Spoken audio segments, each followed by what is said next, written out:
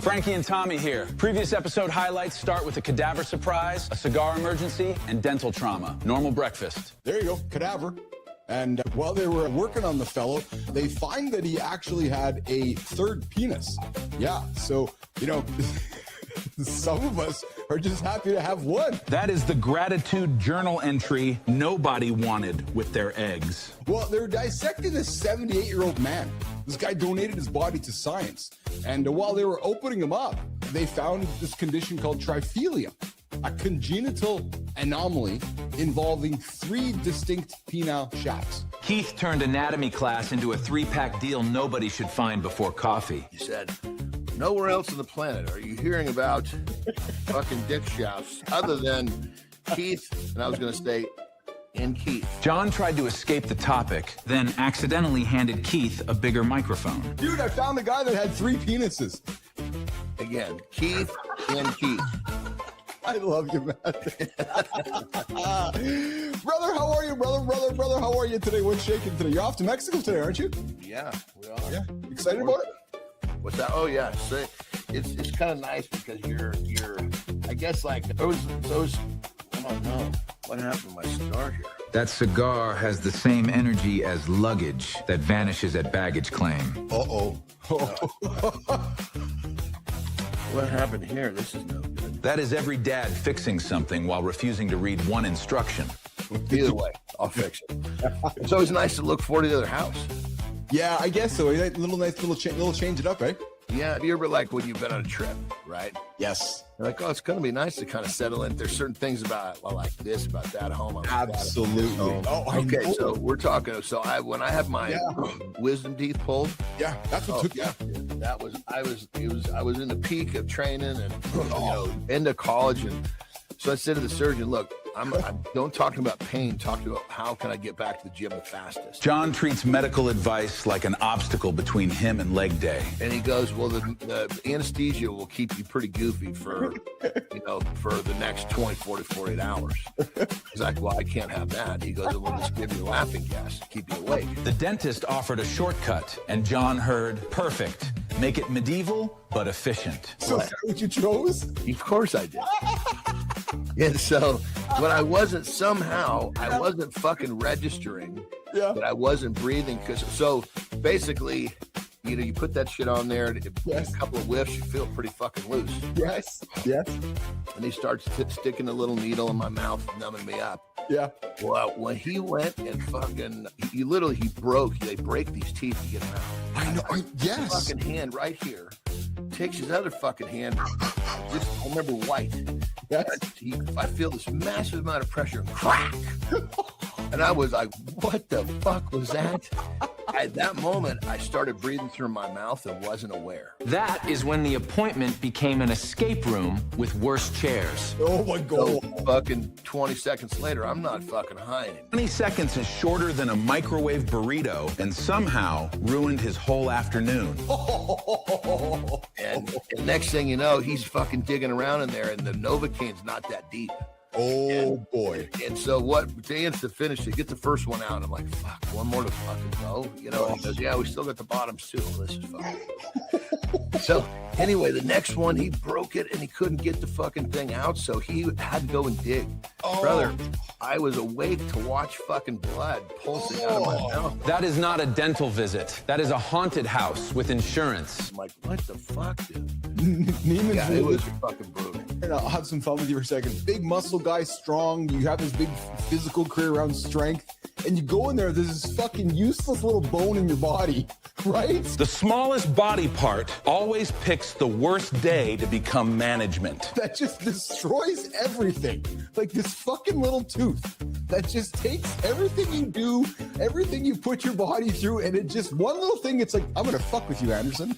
Well, once I caught a fucking clue, started breathing through my nose, I was so much better. But at that point, I'll be fucking honest, I was traumatized. Oh, I bet. I was like, I do not want to be here. I want the fuck out of this chair.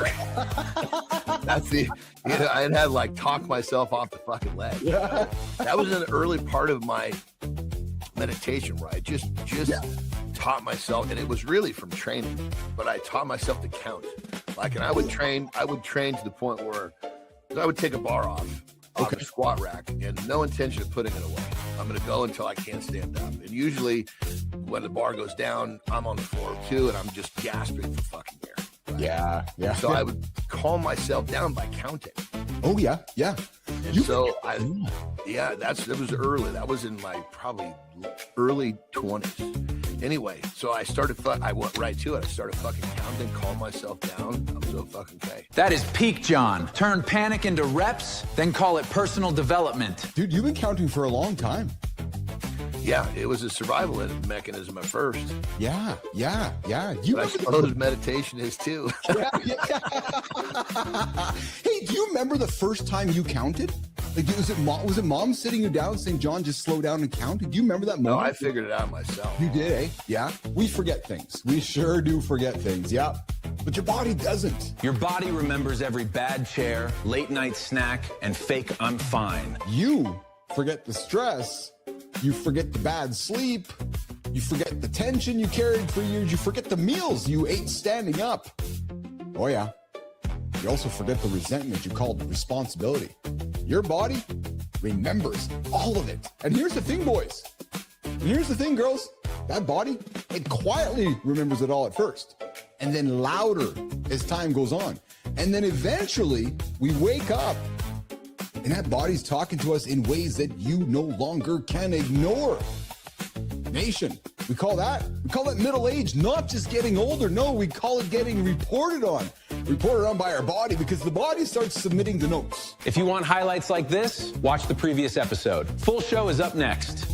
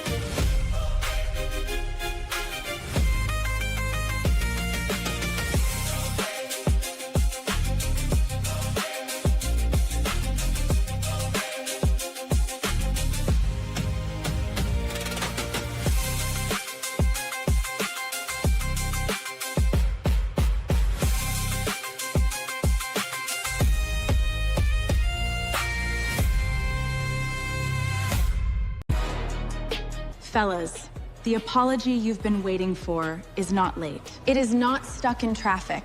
It is not hiding in spam. Today, we're sharing how to stop paying emotional interest on a debt nobody is ever going to pay, and how to get on with your life. Only on The Big Show. Good morning, nation. Good morning, good morning, good morning, good morning, good morning, good morning, and welcome back to Mornings in the Live with Keith, Jon, and Friends, your live morning show for real talk, motivating content, and big conversations. We got Jimmy on the buttons, we got Kai on the buttons, and of course we got our very own producer Neiman out there making sure the words sound as good as I look this morning. We got Dwayne and Rico doing the fucking arm wrestle for who's going to own the baby boomer token. He is toothless and proud. His name, Matt Roof. Dr. John's the bullshit professor. Kai's the shit professor. Brianna, you're always teaching me, man, every single Tuesday. You will not find this kind of knowledge anywhere on the planet to start your day other than Mornings in the Lab with Keith, Jon, and Friends.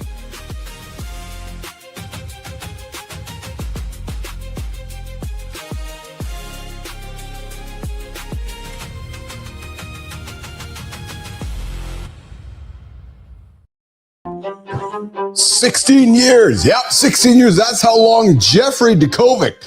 Well, yeah, he sat in a cell for a murder he didn't commit. The DNA didn't match him. They convicted him anyway. And hey, guess what? He came out at 33 with no parents left to hug. And then he did the thing that nobody teaches how to do it. He chose what to do the day after. He became a lawyer. He freed 41 men. And that is the show. Good morning and welcome back to Mornings in the Lab with Keith, Jon, and Friends. Your big show, your big morning experience for ambitious Gen X generation. Oh man, the words ain't coming out this morning, nation. What is going on, guys? Husbands, fathers, operators, builders, mothers and sisters, and everybody from the generation we call X. This is the show for all of you. Hey guys, this is episode 3689. Yeah. Actually, season 3, episode 69. It's time to get up and get after it. Guys, this is a quick warning. Yeah, X-rated experience. If you got your kids in the room, I'm going to invite you to get the kids out of the room. Actually, get the kids to stick around in the room and walk the parents out. Good morning, Rico. The big intro is happening right now. And hey, guys, listen.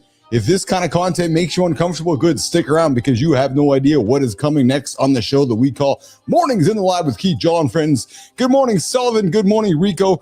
And hey, guys, if you are lurking out there in the comments, come say hello. Come say hello. And if you want to, come check out mornings.network. Good morning, Whitaker. What is shaking? Where are you guys joining me from today? Drop your name, drop your city, drop a good morning. Come say hi to Dwayne. Come say hi to Mike. Come say hi to Rico. Hey, guys, we got some polls up there today. What's the apology have you stopped waiting for? Yes, come on, check it out here, guys. What apology have you stopped waiting for? I would love to hear from you guys. We got a great guest coming up today on the show, Jeffrey Dukovic, with the title for today's show is The Cost of Waiting for an Apology That's Never Coming.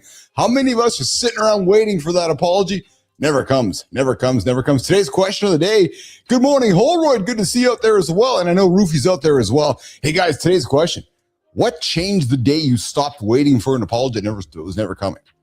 You know, sometimes, somebody kind of rubs us the wrong way, or if it's first thing in the morning, rubs us the right way. Yeah. And you're like, oh, I'm just waiting. And then at some point, you might say to yourself, fuck it. I'm going to get on with myself. I'm going to hold my head high and not be held to the whims of somebody else's apology. We're going to have that conversation with myself, Jon Anderson, and maybe Jeffrey Dukovic coming up today on the big show. Hey, guys, snoozing. Jimmy, how many times is somebody sitting around and waiting? Guys, listen, I'm just going to keep putting this on the show until you guys just get the message. We're wasting time just laying there. 1,494 minutes laying there. Hey, Rico, 1,494 minutes, 24 hours over a day, just laying there, losing your entire life to a button. Let's put this in perspective. Jeffrey Dukovic, he sat in prison for 16 years to a system that lied about him. And we're laying there in bed for 9 minutes, time after time after time. All right, guys, it was coming up an hour one trending topic. Hey, guys, the big fight last night, the UFC fight. Did you guys see the UFC fight last night? Oh, my goodness. Yes, Siree Gady, he won the belt on the White House lawn after some dude called Michelle Obama a man. Yeah, did you guys see that? Man, it was... Hey, Holroyd, I know you're a Canadian like I am. I watched the event last night in between that and the hockey game, and I found myself feel like I was sitting in the 80s. Oh, man, I swear I was sitting in 1985 watching America.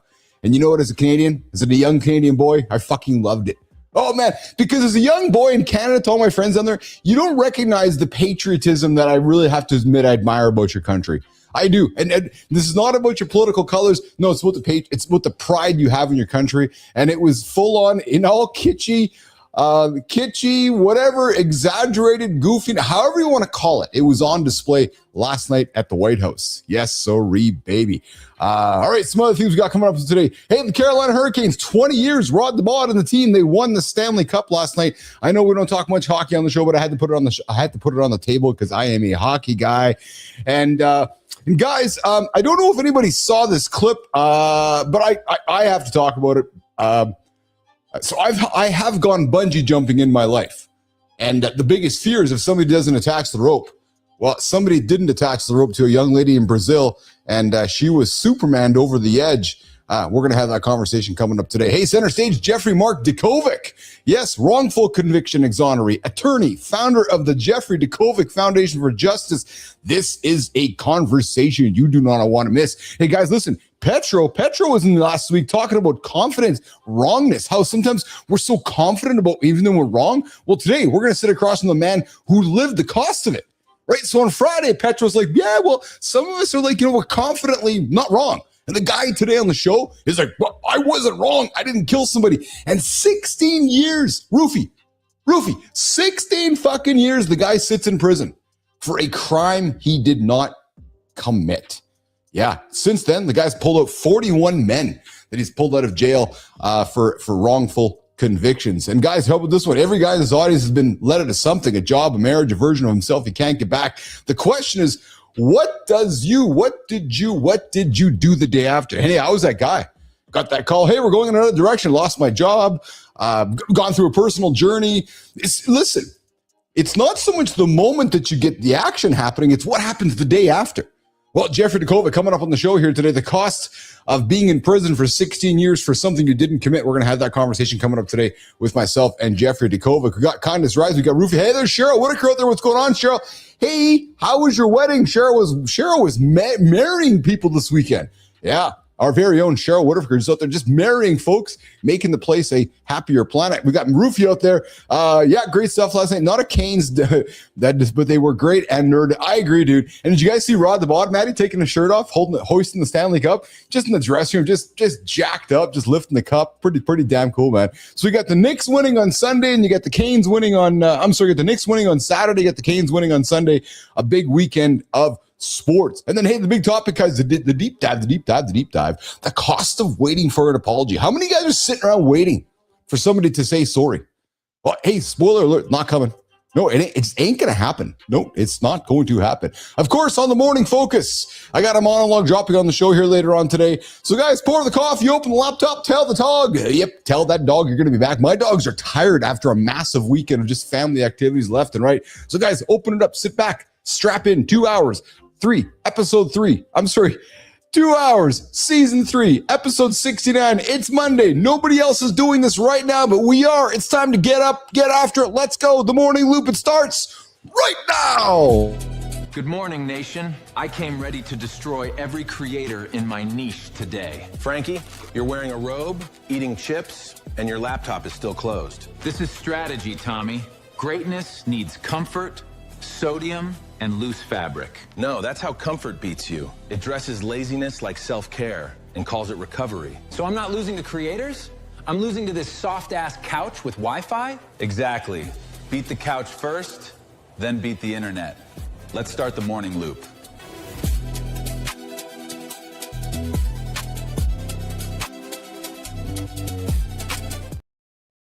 Hey, guys, if you are new here, I invite you to subscribe to the channel. If you're not new here, hit subscribe anyways, because the algorithm forgets it faster than that ex-wife, ex-boyfriend, ex-friend of yours. And hey, come on, check out mornings.network and check in. The daily polls up, the daily questions up, and drop your answer in the live chat and tell us where are you tuning in from today. We are live every weekday, 7:30 Eastern time with Matt Roof, the boy wonder himself, the toothless boy wonder, Matt Roof, 7:30 Eastern time, following up with myself and Johnny.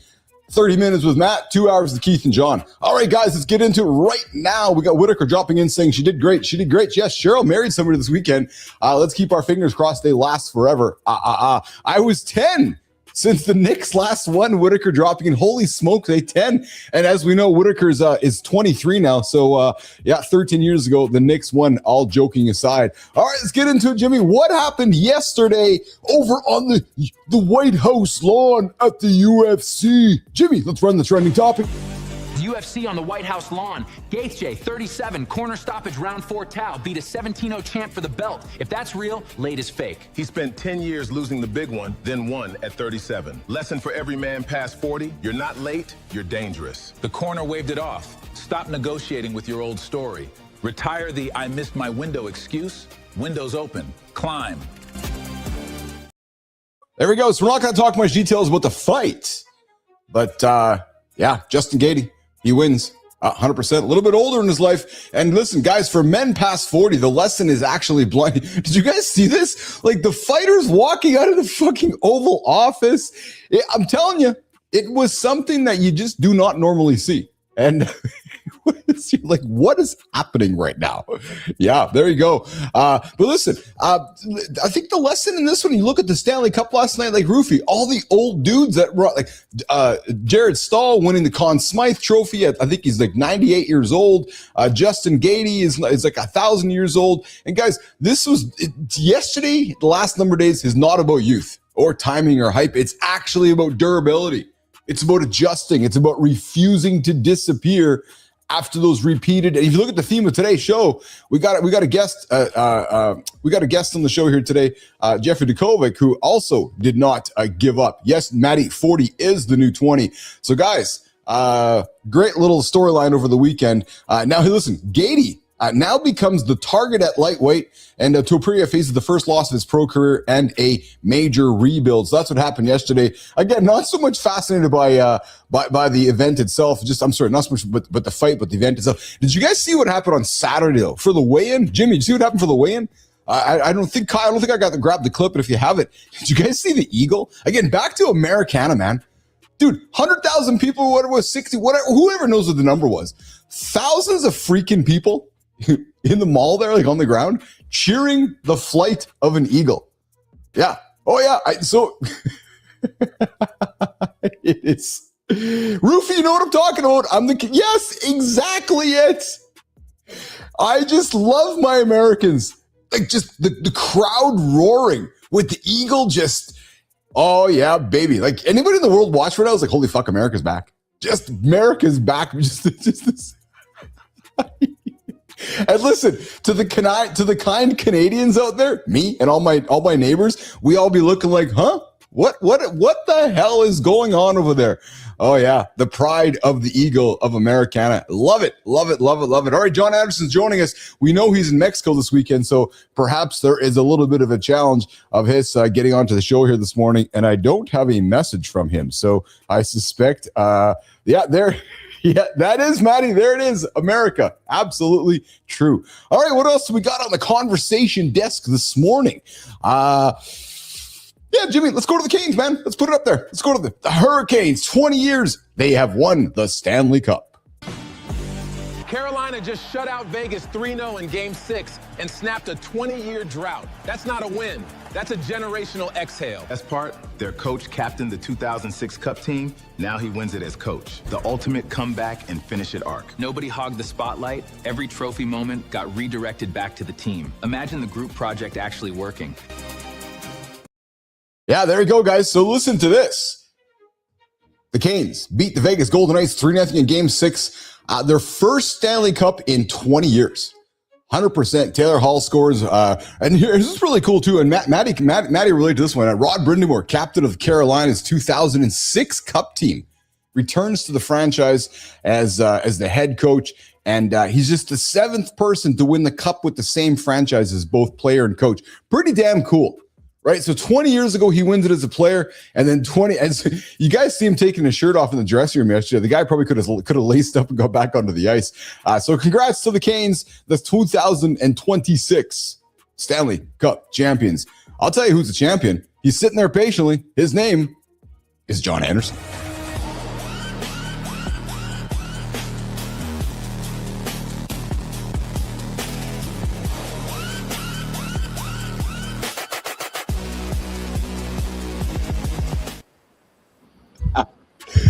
I missed part of that. Something went haywire with my mic. I lost my camera too. What the hell?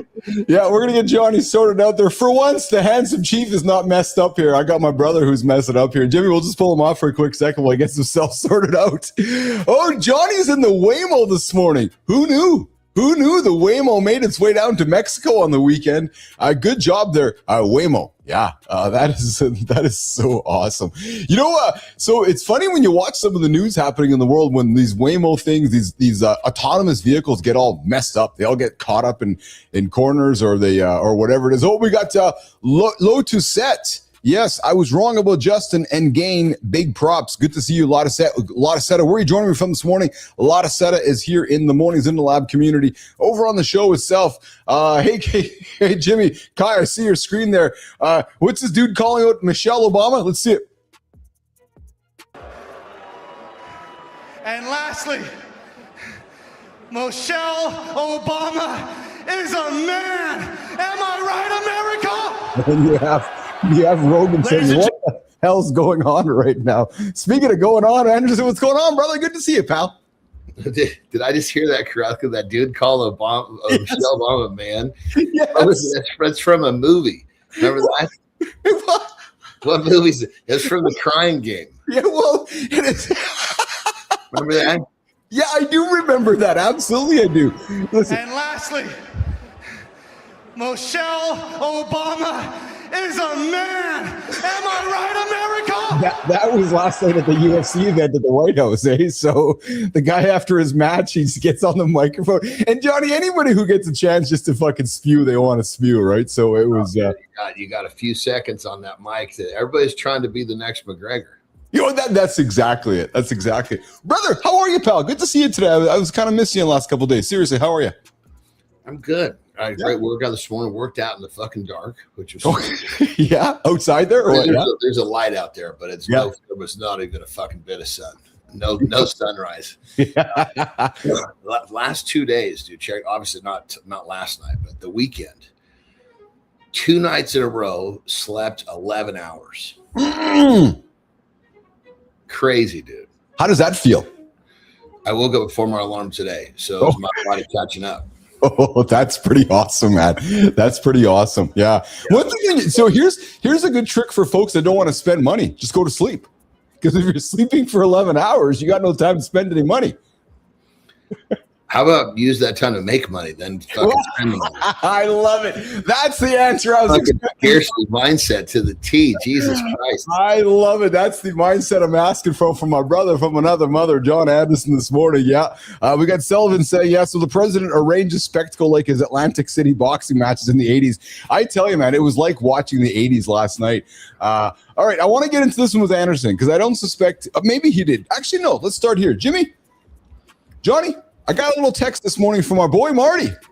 Fuck yeah, Marty from out of the blue. And 100%. Marty's in the woods, dude. Hey, he might join us on Friday. I don't know. I prefaced might. He said heard that before. But hey, he did drop a nugget for us that I know you'll appreciate. Jimmy, let's run the clip from Marty this morning. And listen, that means a lot to me because nobody fucking tells dad you're doing a good job. Nobody cares. Being a dad for me. You know what's worse than being a fucking good dad? Being a good dad who is divorced. Because nobody can be a good dad and see their fucking kid every Wednesday and every other weekend. That's you still being a good dad when It's you're hard. not in the same It's role. hard. It's fucking way harder than Let me tell you one of the worst. No, you know. That's why I give my dad props. Let me tell you something nobody ever fucking talks about. Nobody ever talks about how it feels being a single dad on a Sunday when you drop the kids back off at mom's. Yes, nobody talks about it. The depression that is what I wanted to lean into because I'm a divorced dad, and we always seem to talk about the moms, and that's cool, Johnny. But we often don't talk about the dads that have to drop the kids off on a Sunday or Wednesday. And dude, it's fucking tough, man. Right, and it's one of those things you're like, oh, right, okay, because those moments, and I thought that it was a touching clip because we as men never have those chats, and I can tell you, man, it's those you have those moments, those feelings. I just think that it's being looked at so wrong. Tell me. You drop off the kids, obviously it sucks. Get it, right? But okay, they're gone now. It's my fucking duty to go walk the walk to show them what they need to do when they're adults. 100%. Rather than just having that perspective alone, fucking you're talking this problem deeper into existence. Yeah. So you drop them off, it fucking hurts, it sucks, but that's energy in your gut. And I go and I fucking crush until Friday when I pick them up, and then they get to see what I've done. I get to be that example. This is what you're manifesting. Yeah. So what this fucking pussy was talking about. Yeah. So, dude, I'm on the same page as you. What I did want to, because what you're talking about is some really intentional stoicism, which I'll be frank with you, I had to learn. So not to be a pussy about it, but so I can relate from what he was saying, but I had to quickly recognize in my brain, brother, that energy that I was feeling wasn't serving me any good. Right. So in those early days when I would leave in the house here or not see my kids, I was like, okay, I can choose to wallow and I can fucking and have emotion about it, which is okay. Or I can then put it in a good productive direction, which is then what I chose to do. But I wanted to talk about it because some folks, I think, John, get stuck with I got the emotion, but I don't know how to take the next step. I had to work to take the next step, and I did, and I'm proud of that. Yeah, 100%. And it's conversations like this. Yes. That fucking manifest the wrong problem. You are bang on 100% because you got guys. Look at the guy. I couldn't see him close, but he looks like he's out of fucking shape. What example are you leading by, dude? What is yeah? The fucking McDonald's on the weekend too. I don't know who that guy was. So I'm not trying. I'm not talking. I'm with you. Typically talking about the words he was spewing. Yes. Yep. I'm with you, pal. Maybe he has amazing things to say, just not right there. I got you, brother. Keith and John hanging out this morning on Mornings Live with Keith, John, and friend Johnny. We got a guy joining us in a few moments. Jeffrey Dukovic spent 16 years in prison, wrongly convicted for murder. And then he got out and he's saved 41 people since. Coming up, Jeffrey Dukovic. But before we do that, here's the good segue. I do not expect you saw this. Maybe somebody sent it to you on the weekend, but this is a tragedy. Nothing humorous about it. More so one of those, holy fuck, I can't believe that happened. So I have bungee jumped before, and it's kind of a freaky thing to start with. Well, imagine bungee jumping and somebody forgetting to attach the rope. A rope jump in Brazil went viral for the worst reason. She was launched without the safety line. That's not thrill, it's negligence. Adventure is fine. No harness check isn't. Pay attention to operators, ask dumb questions, and walk away if anything feels rushed. Police are treating it like homicide because ignoring risk is a choice. The lesson? Accountability beats adrenaline every single time. So, dude, we're going to play this on the screen. So, John, watch closely what's going to happen here.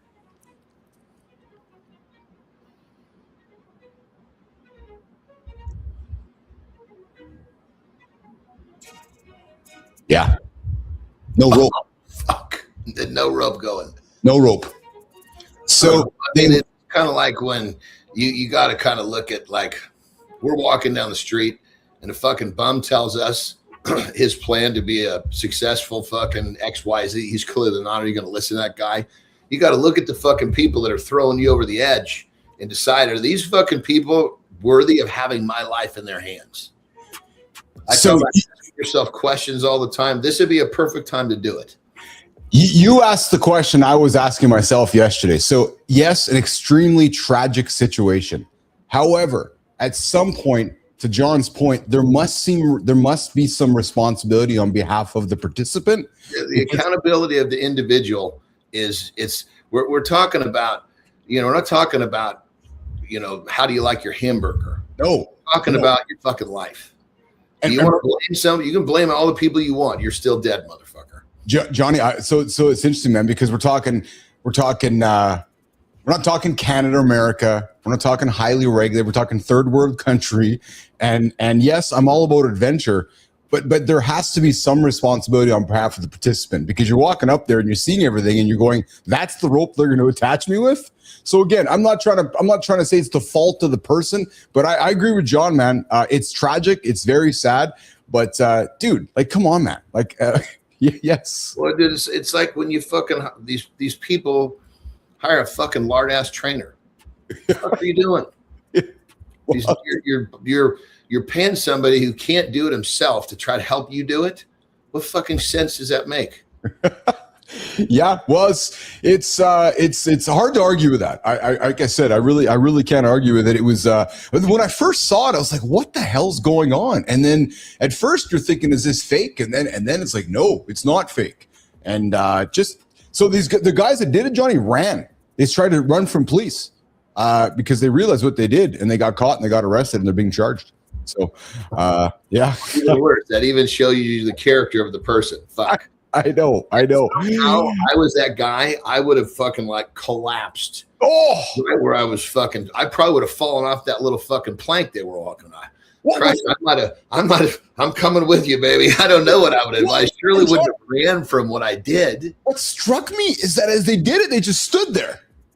Well, I mean, fuck, man, dumbfounded. The worst part is that they fucking ran from the. I know.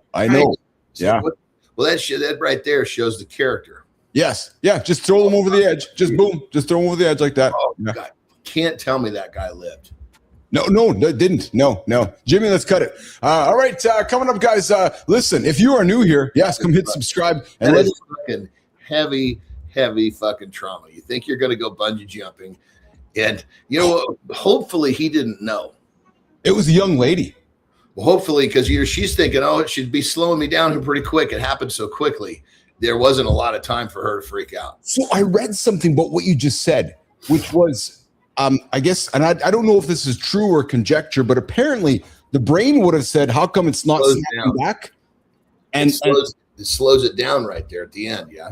And the brain would have said, how come it's not slowing down? And allegedly, perhaps the brain is like, holy fuck, you're going to pass out because you're about to hit the ground.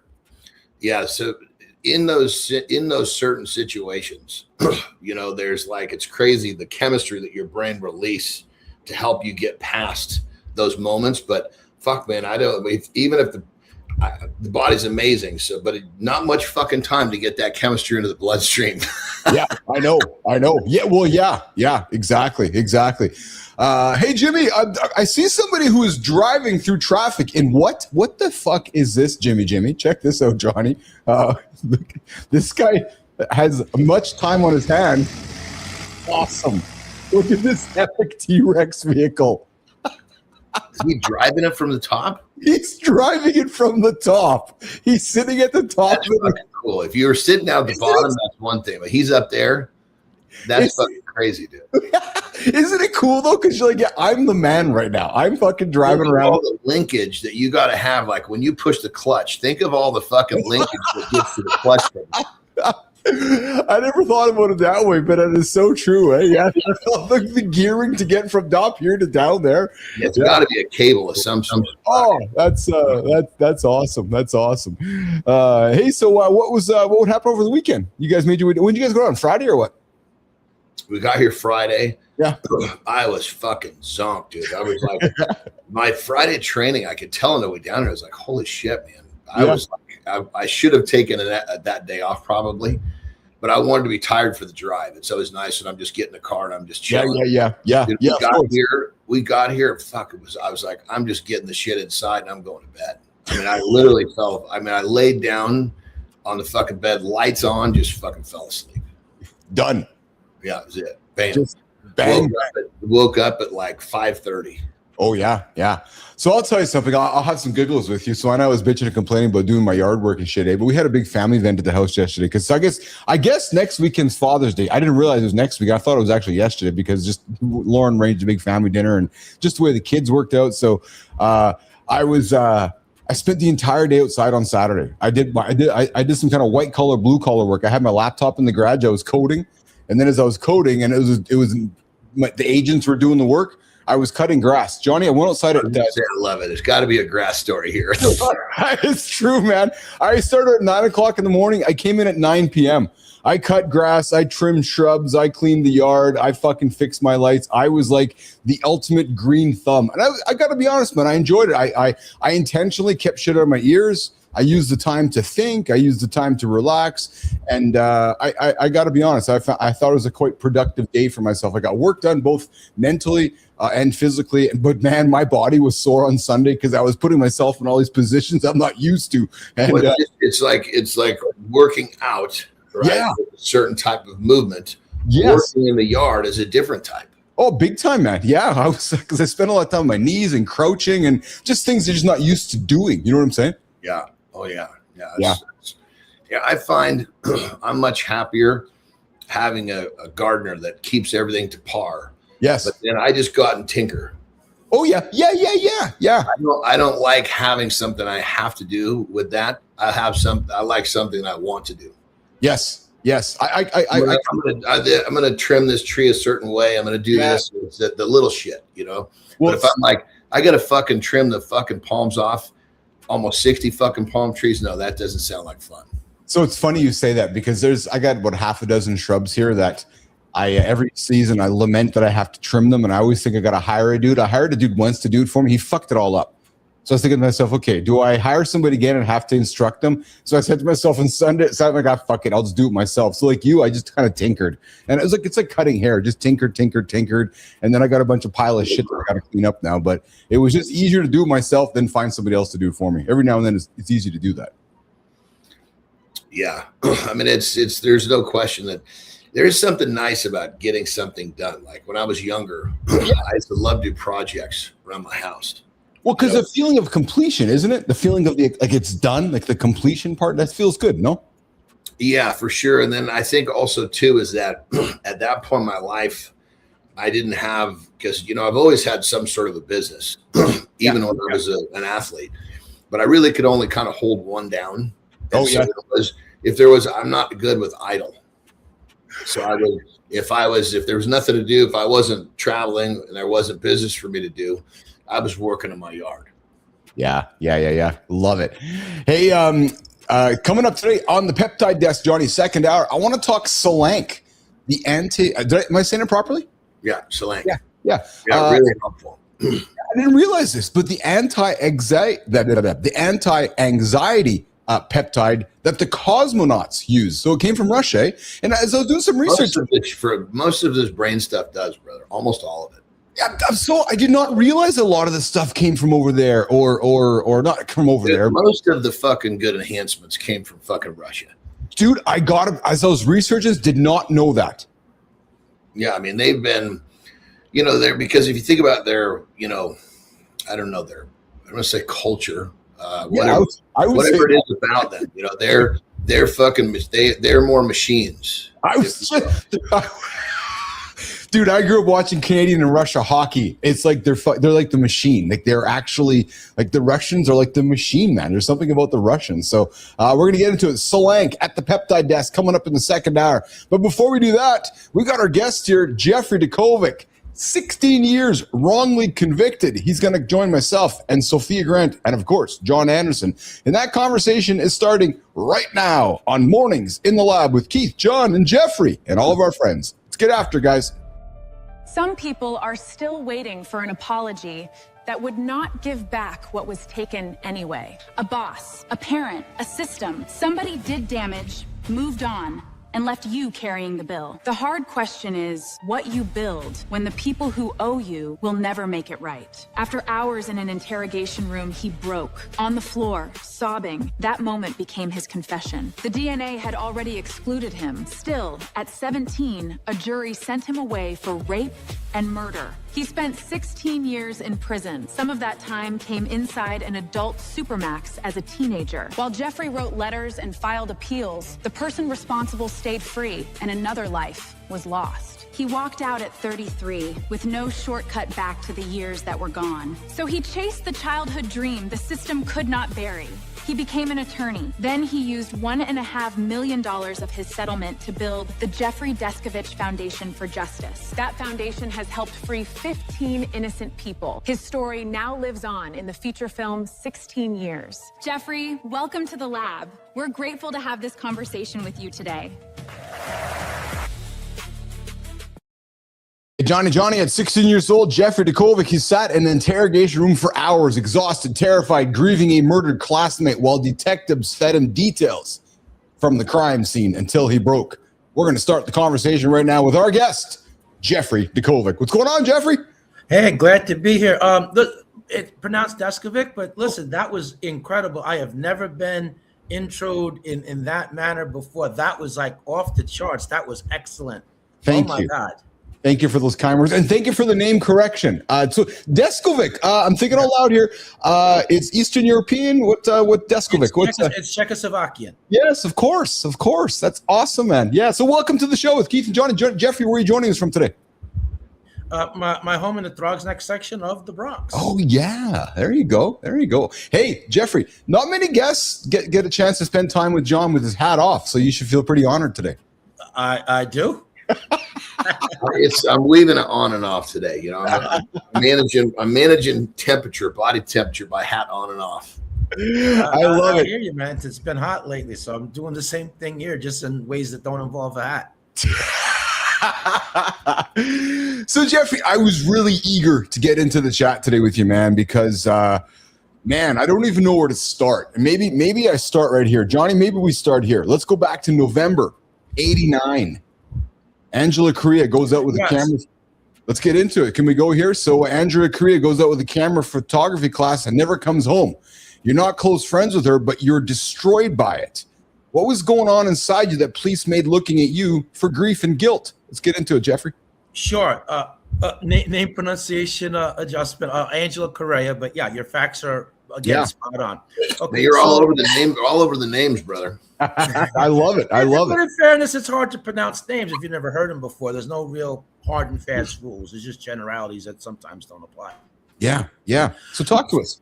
Sure. So she was in 2 of my classes, a freshman, one as a sophomore. I knew her name. She knew mine. That was really the extent of it. I wasn't even really on a high-buy basis. But I was a sensitive teenager. This was my first real brush with death. And so I had an emotional reaction to it. And the police thought that emotional reaction was disproportionate to what my actual relationship with her was. So they thought that was some sort of outward sign that I was sorry for what I did.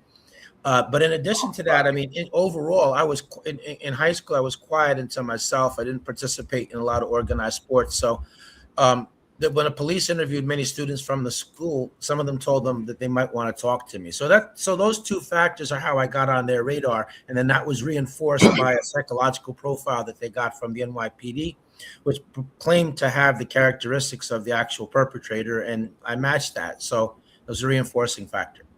Wow. Johnny? Wow, brother. So I asked this question only because your story is pretty rare. Right. So you get out after 16 years. Yes. Right? And oh, fuck, we're sorry. You were right. Is there do they give you anything besides your fucking clothes back? No, they don't. Fuck me. So, I mean, one of the big failings of the system is that although you can sue and get compensation, which I did, that took 5 years, so there was no what was it? What at 5 years? What was the compensation? So Johnny, he sued for 41. The pretrial settlement was 10 mil, and he invested 1.5 into a foundation. From the beginning. I'm sorry, I missed. That's okay. Yeah.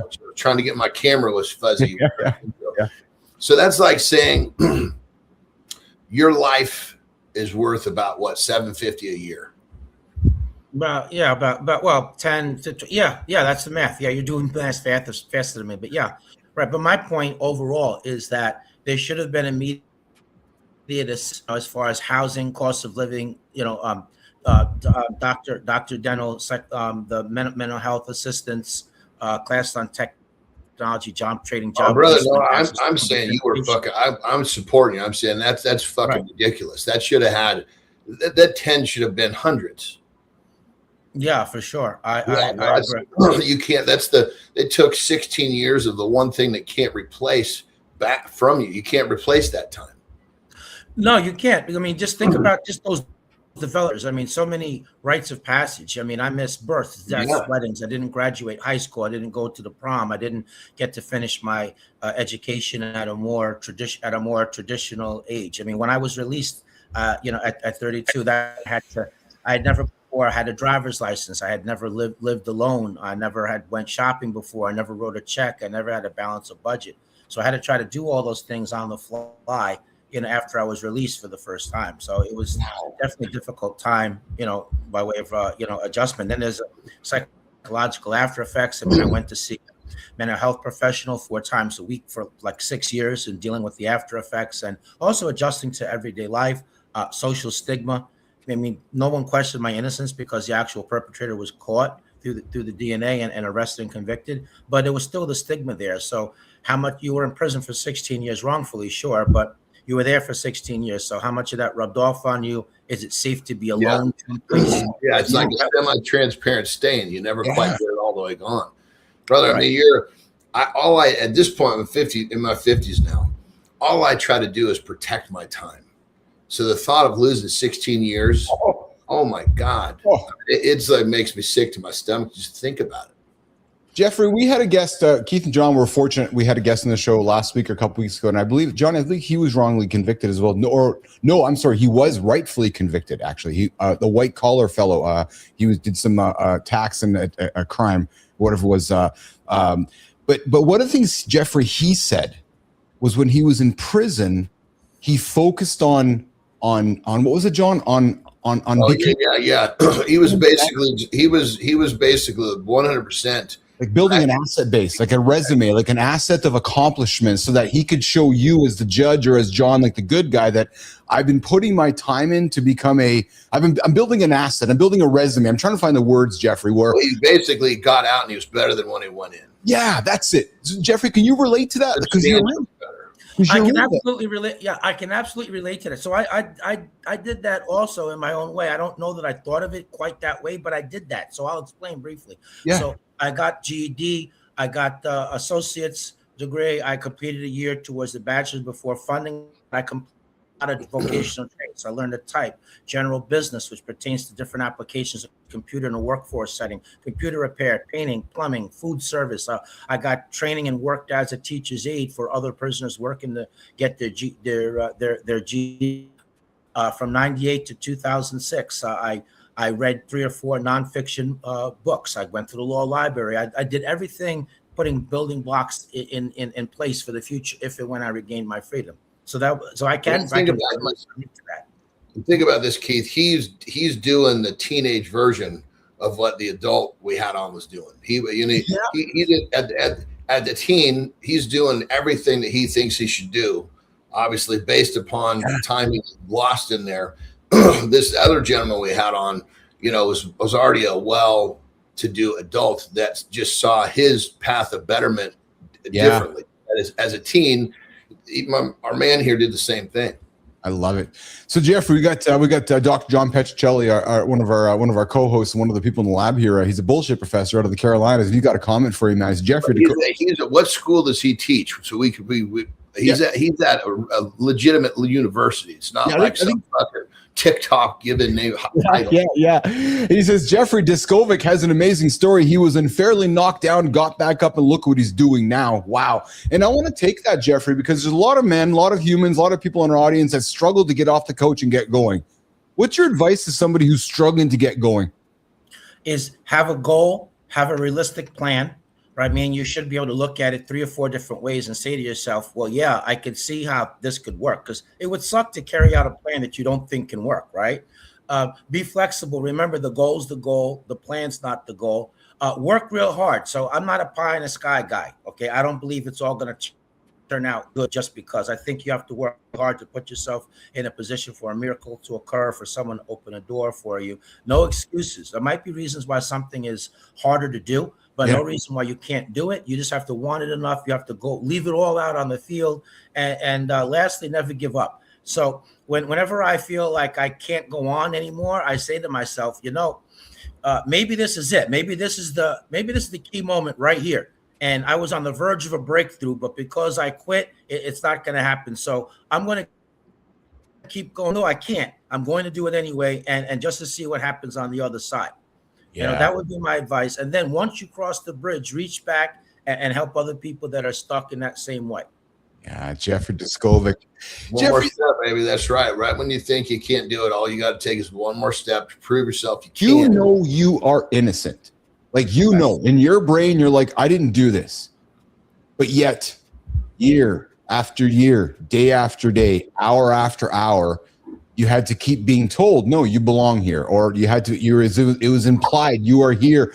Like, how do you keep hope, Jeffrey? Like, how do you actually dig? Are you a man of faith? Where do you find hope? Look, belief in God was one thing. Second of all, is I still naively believed in the system. So I thought that all I got to do is just hold on for a year or two to the next appeal, which I'm sure I'm going to win, and I'm going to go home.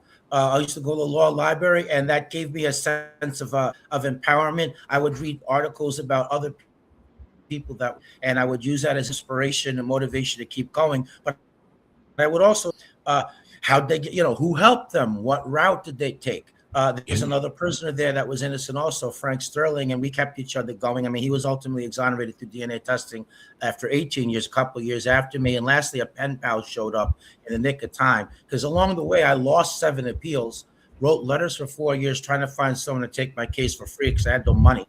Okay, when you go back in a court when your appeals are over is if you can find some new evidence, which you can't do that yourself while you're behind bars. So you have to get someone working on it. And then I went to the parole board, where largely because I maintained my innocence rather than expressing remorse and taking responsibility, I got turned down for parole. Last year, I was struggling whether to give up, and I had placed an ad looking for a pen pal.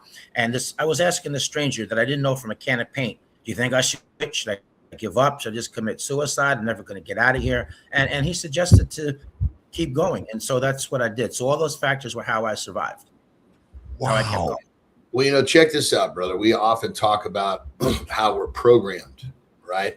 Mm-hmm. And a lot of times programmed into believing that we can't. His programming wasn't complete. He still believed. Yeah.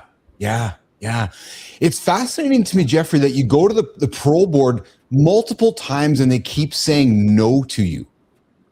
Well, I went to the board once. I filed 7 appeals, but those are legal proceedings to overturn the conviction. I went to the parole board, which is where you're asking for a discretionary release from prison where you'd be on supervision.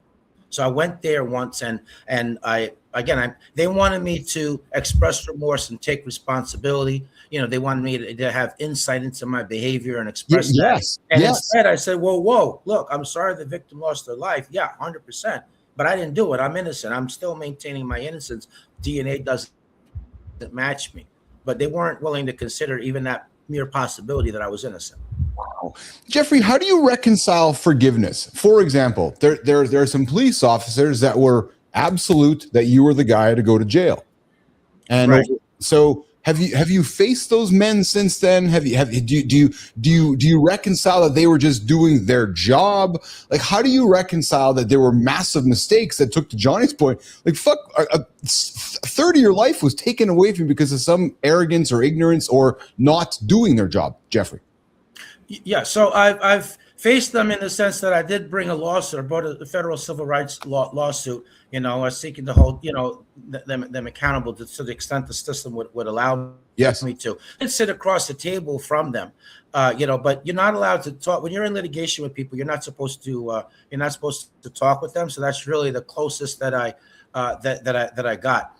I'm not. So in terms of this part of it, so the cops here, this was not I don't view this as a good faith error. Okay, they coerced a false confession out of me after interrogating me for 6.5 to 7 hours on a school day, and without my parents knowing. I'm hooked up to a polygraph machine. They give me countless cups of coffee. There's threats. There's false promises. None of this is recorded, audio or video. They falsely attribute a statement to me. They interviewed 17 witnesses once the DNA didn't match me before the trial, and all those witnesses told them that the victim had no boyfriend. There was no consensual sex, and they purposely didn't document the witness interviews. And then when they came to court, they left the threat and false promise out of their story.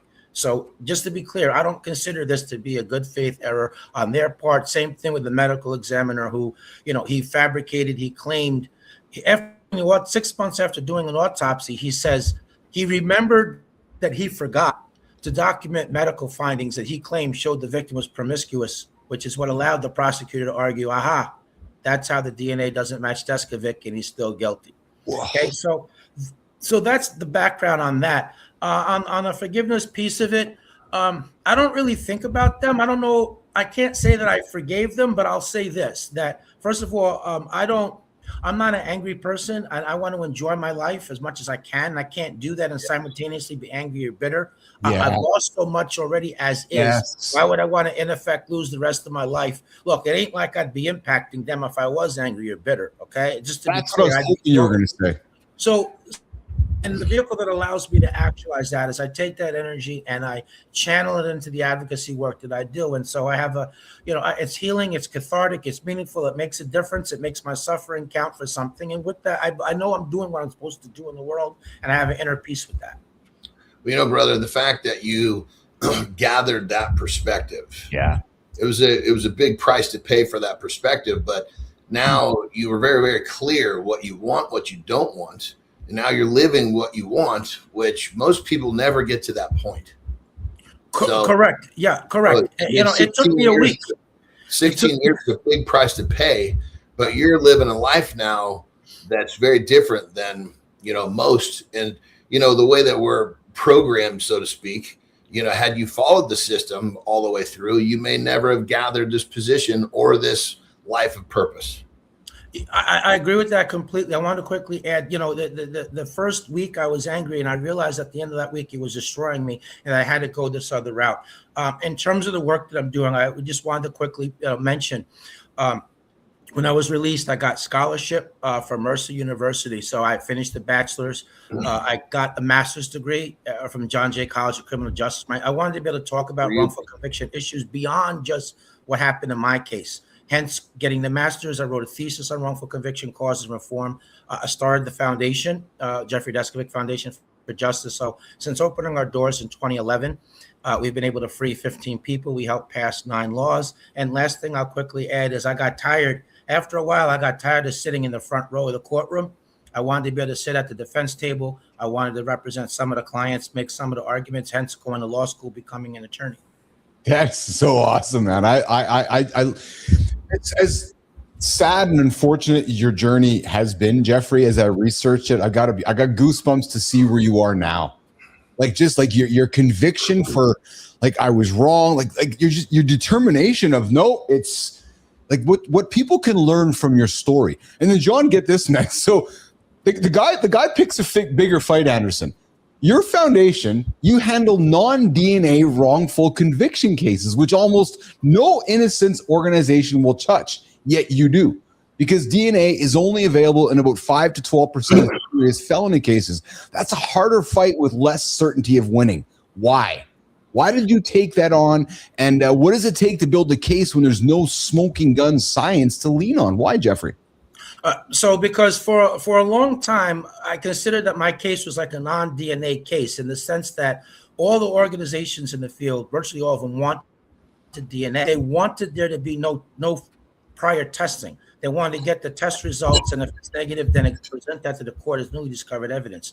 So for many years, although there was clear evidence of my innocence, no one wanted to touch my case. So I could relate to that aspect of it. And secondly, closely related to that, is I feel strongly that if someone's in prison for a crime they didn't commit, and there's a potential way to win it, why should they be turned down simply because it can't be proven under a microscope? So those are 2 clear-cut reasons. And the third thing is I wanted to give some hope for people in non-DNA cases. In terms of how to go about it, like you said, exactly, in cases where there is no scientific smoking gun. So we look for similar crimes in nearby areas. We look for alternative suspects. We file FOIA requests. Sometimes our documents that are supposed to have been turned over to the defense before the trial were buried, but they surfaced through a FOIA request. We re-interview witnesses. Sometimes new witnesses bubble to the surface. Sometimes a bad actor, a forensic scientist, their misconduct bubbled to the surface in an unrelated case. So now that's new evidence. Sometimes a case was obtained in part by junk science, so that gives us an area of attack. So to sum up, we have to check the box in 2 areas. Number one, do we believe the innocence claim based on something objective, which includes us analyzing what was used as evidence of guilt in the first place? And second, we have to see a potential route to exoneration. If we can't check both of those boxes, then we can't move ahead. Yeah. Jeffrey Deskovic, myself, Jon Anderson, this morning on Mornings Live with Keith, Jon, and friends. Hey, Jeffrey, how much of this is how much of your case is political? Only to the extent that there was a political intersection in this that there was a lot of public pressure on the police department to solve the case. I mean, there were town halls that were repeatedly held, where progress on investigation were given, safety tips were conveyed. Parents were driving their kids directly to school, picking them up immediately afterwards. So the whole city of Peekskill essentially. So there was political on that side. And then also the state police were breathing down the Peekskill police neck because the victim's family didn't think the Peekskill police knew what they were doing. So they went to the state police and asked them to take over the investigation. They didn't do that, but they did convey that they came to them. And another thing I'll say is, when the DNA data bank was created in 1997-98, I asked the then district attorney of West Janine Pirro, I asked for further testing in a letter, which she denied. We asked for further testing in federal court documents. So I think that aspect of it was political in the sense that they didn't want to an error of their office. Some of the people that worked on my case were still active, in that office. I think that they didn't want the scrutiny. Well, what if someone decides to look at other cases worked on? What if someone decides to look at other cases that the medical examiner did autopsies on, or that this prosecutor worked on? So I think I want to open Pandora's box that way. So I think that those aspects of it were political. For sure. I mean, think it like this. You got, back in these days too, this is a fucking huge ordeal. Yes. This weird shit happens all the time now. But I mean, think about it. You got a fucking town, a school, a whole fucking air just freaked the fuck out. The police chief and the mayor are telling all the detectives, you motherfuckers go convict somebody so we can settle this place down. Right. Yeah. Well, so Jeffrey, let's talk about Jeannie Pirro. So after you were convicted, you spent years appealing to the DA, who by the time you were fighting hardest, it was Janine Pirro, for a post-conviction DNA test. She refused repeatedly. And while she was refusing, I think my facts are correct here, Stephen Cunningham was freed and he committed another murder. Jesus. Right. So what should people understand about that whole refusal and that cost, not just to you, but everybody? Like, Jesus, Murphy. Right. Yeah. So your facts are, again, spot on, as they've been throughout the interview. Pirro often likes to say, to distance herself from my case. Oh, I wasn't the DA when he was convicted. Okay, fair enough. You weren't. But you did take office before my first appeal was decided. Your office fought me in seven appeals, including blocking me in further DNA testing several times. Office wrote in a brief that listen to this one, you're going to love this, guys. A negative DNA test result is no insulation to a guilty verdict, right? Your lawyers wrote that.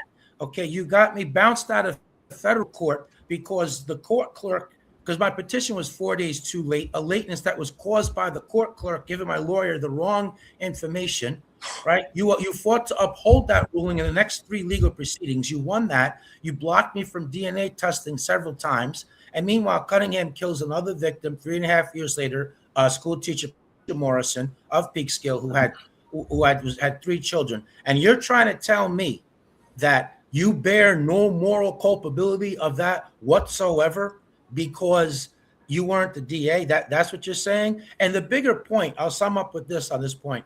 The bigger point that I want your audience to know is that every time the wrong person goes to prison, that means the actual perpetrator is free to strike again. And therefore, wrongful conviction is a big public safety issue. And that happened in my case. He killed someone else. Can you imagine a thing like this? You're one of the group of people that were trying to just push this through to get someone convicted, to calm the place down. You get out, right? You become a fucking lawyer. What worse threat can you fucking have for these poor motherfuckers? They're thinking, holy Christ, our worst fucking nightmare has just come true. That fucking kid we put away 16 years ago now can fucking sue the pants off this department. It's not lost upon me, Johnny, too. The irony of it, right? The irony of the whole fucking thing. He's like, Jeffrey's like, no, I'm coming after you, motherfuckers. Right. And no, so building off of that, the next book is, look, first of all, I want to be the person I wish I had while I was on the inside. Okay, that was one thing. Second thing, I feel so fortunate, that I still have my mind. I didn't lose my mind. I've had educational opportunities that I availed myself of that a lot of other people either don't have or don't avail themselves of. So, I feel like it's a big moral responsibility that I put on myself, that I can't just walk away or forget or pretend. So that's one aspect of it. But on a different level, different points, different branch, same tree. I want to share that the Pirro's successor, Gianna Di Fiore, became the DA after that. I always give her props and respect that. Look, you granted me the further testing. Pirro didn't. You consented to the conviction being overturned. Consented it to be being dismissed on an innocence grounds. But she didn't get a free pass from me either. Okay, her body of wrongful conviction work, unfortunately, begins and ends with my case. So there have been plenty of other cases, including those that have ended in exoneration in other Westchester County cases where I went against her. At the end of the day, you got to be against wrongful conviction and be about truth, justice, accuracy, all day, every day, twice on weekends. And if you don't, you're on one side of the street and I'm on the other. You don't get a pass from me just because you did the right thing for me. Yeah, Jeffrey Daskovic, I know we're coming up on time. Do you have 2 extra minutes for me? Absolutely. So, Johnny, I'm wondering this. You spend 16 years in prison with a lot of men who are also innocent, in quotes. You get out. How quickly is I'm joking, I'm being serious here. How quickly is your phone ringing going, Jeffrey, I'm innocent too. I'm innocent too. I'm innocent too. And you're like, oh, fuck. I know you're not. I know you might be. I know you're not. I'm being serious here because I got to think once you got out, there's a lot of dudes you hung out with who are like, okay, I got to call Jeffrey because he'll get me out as well. 100% that people do that. And the breakdown, I know that you might be, no, I doubt it on over here. 100%. Yeah, that happened a lot. But by the way, that still happens now, just in a slightly different manner. Instead of the metaphorical phone ringing, when people write the foundation, before they even get into their case, they always make sure, some people, they make sure, well, but I knew Jeff while the staff lets me know, and who is this? What's, and ask them for a picture, but most of the time they don't. I don't know them. They just falsely claim that. But honestly speaking, they don't seem to realize it wouldn't be me if you were the dude that I hung out with the most. Either we believe in your innocence claim, and there's a potential way to win it, or we don't. Your case is still going to rise or fall on its own merits. That's not going to earn you anything. That's just. When I ask, hey, what's the name, or give me a picture, that's just to satisfy my curiosity. It doesn't impact the case analysis whatsoever. Yeah. It's not, oh, fuck, he used to give me his brownie at dinner. I'm going to get him out. Right, exactly. Exactly not. Because look, a quick point I'll make as a follow-up to that. Once you've been convicted, you don't have the presumption of innocence no more. As a matter of fact, it's the opposite. You're presumed to be guilty. So now you have to prove to the court that you're innocent. So in the case of somebody that's guilty, right, where is it that I'm going to go and find some evidence to prove that a guilty person's innocent? It's not going to happen. So if I were to take cases of people, we wouldn't go anywhere. We would just be spinning our wheels for nothing. Circles. Yeah. And Jeffrey, and finally, I suspect I know the answer to this, but I have to ask it. Sure. I'm gonna lead with it. I suspect you do not spend much time of your life today worrying about what you could have been had you not spent 16 years in prison, because I believe after spending 35 minutes with you, you recognize that's not a good use of your time. You're just getting on with your life. Am I correct, Jeffrey? Yes, you are completely correct. Yes. Yeah. Look, I can deal with today. I can work towards what I want to do tomorrow. There's no do-overs, right? Someone figures that out, contact me. I got the biggest do-over. I love it. The short of that, I have to deal with today and tomorrow. I can't think about that. It's futile. Nothing good's going to come of it. It's a waste of time. I'll get myself stressed out. I'll feel other human emotions that are not necessary. Yeah. Johnny, the small things. I appreciate the small things, man. I like feeling the sun on my face, fresh air, freedom of movement, going new places, trying new food, having new experiences. So I want to do those things and appreciate what most of us, including me, I don't exempt used to take for granted before I lost it. So why would I want to do the opposite of that and just think about, what coulda, shoulda, woulda? Yeah. Johnny, closing? Yeah, I was just gonna say, brother, you've taken a really fucking humongous fucking lemon and turned it into lemonade. Yeah. Jeffrey Duskovic, I'm so grateful that you chose to spend some time, and I use the word chose because you didn't have to. You chose to spend some time with myself and Johnny this morning. So grateful for that. I love your energy, love your perspective. And one thing, John, I'll pick up on Jeffrey here. Brother, I was very focused today because I noticed with you, which I can really appreciate, the facts are extremely important to you. By the names right out of the jump. Yeah.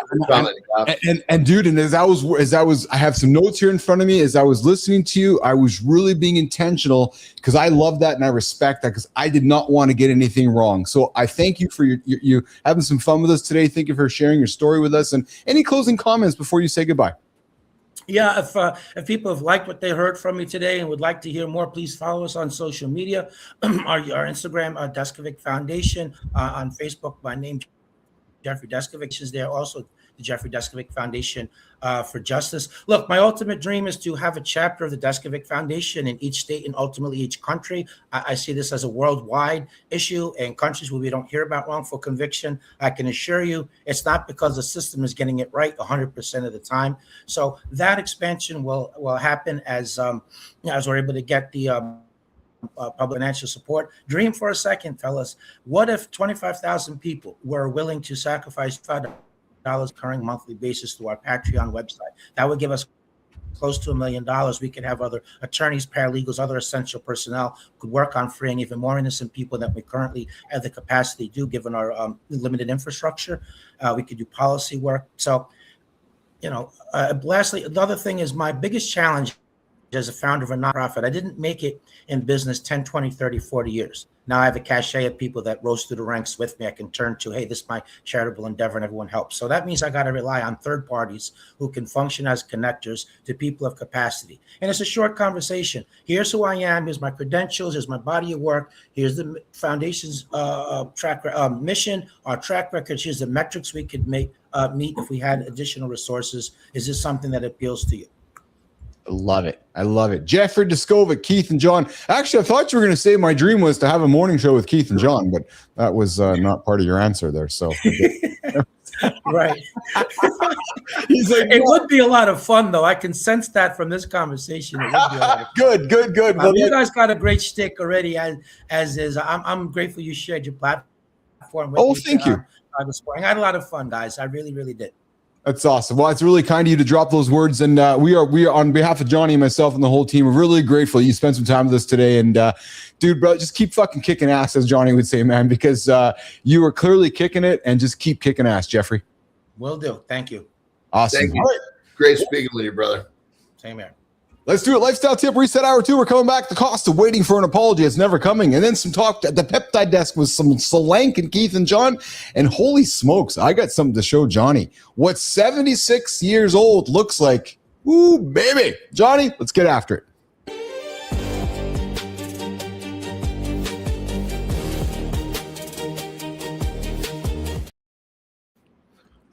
All right, here we go. Remember, these lifestyle tips about questions. You asking yourself questions. We're going to take a bite off that poor lady who got literally thrown off the edge of whatever structure it was to bungee jump with no bungee attached. Accountability. Are you accountable?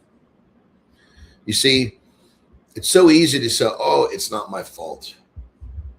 That lady could have said the same thing. Does it matter? Think about that. You have to be accountable for every goddamn thing, good and bad, in your life.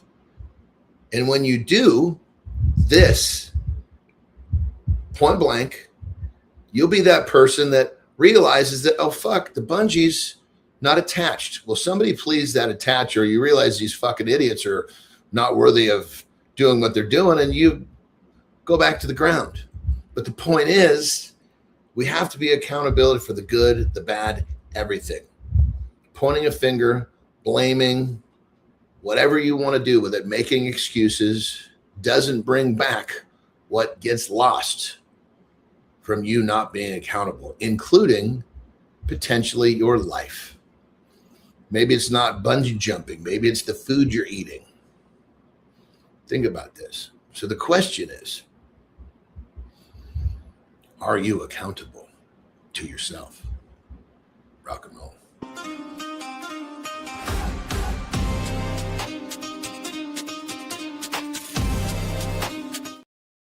All right, good morning, everybody. Welcome back to Hour 2. I'm your host, the Handsome Chief. I'm Keith Billis. Over there's my brother from another mother, the man himself, John Anderson. We just wrapped up with Jeffrey Deskovic. Oh, my goodness, guys. Go back and listen to it last 30 minutes. 16 years in prison, wrongfully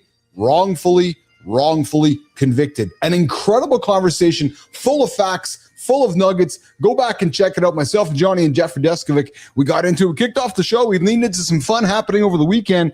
The Hurricanes, they won the Stanley Cup. Yes, the Knicks won, as well as an unfortunate incident happening in Brazil that Johnny leaned into. And of course, oh, America, from the soaring eagle to Justin Gaethje winning, we also got into the big event happening at the UFC in Washington. Coming up second hour, the cost of waiting for an apology is never coming, as well as what does 76-year-olds look like in 2026?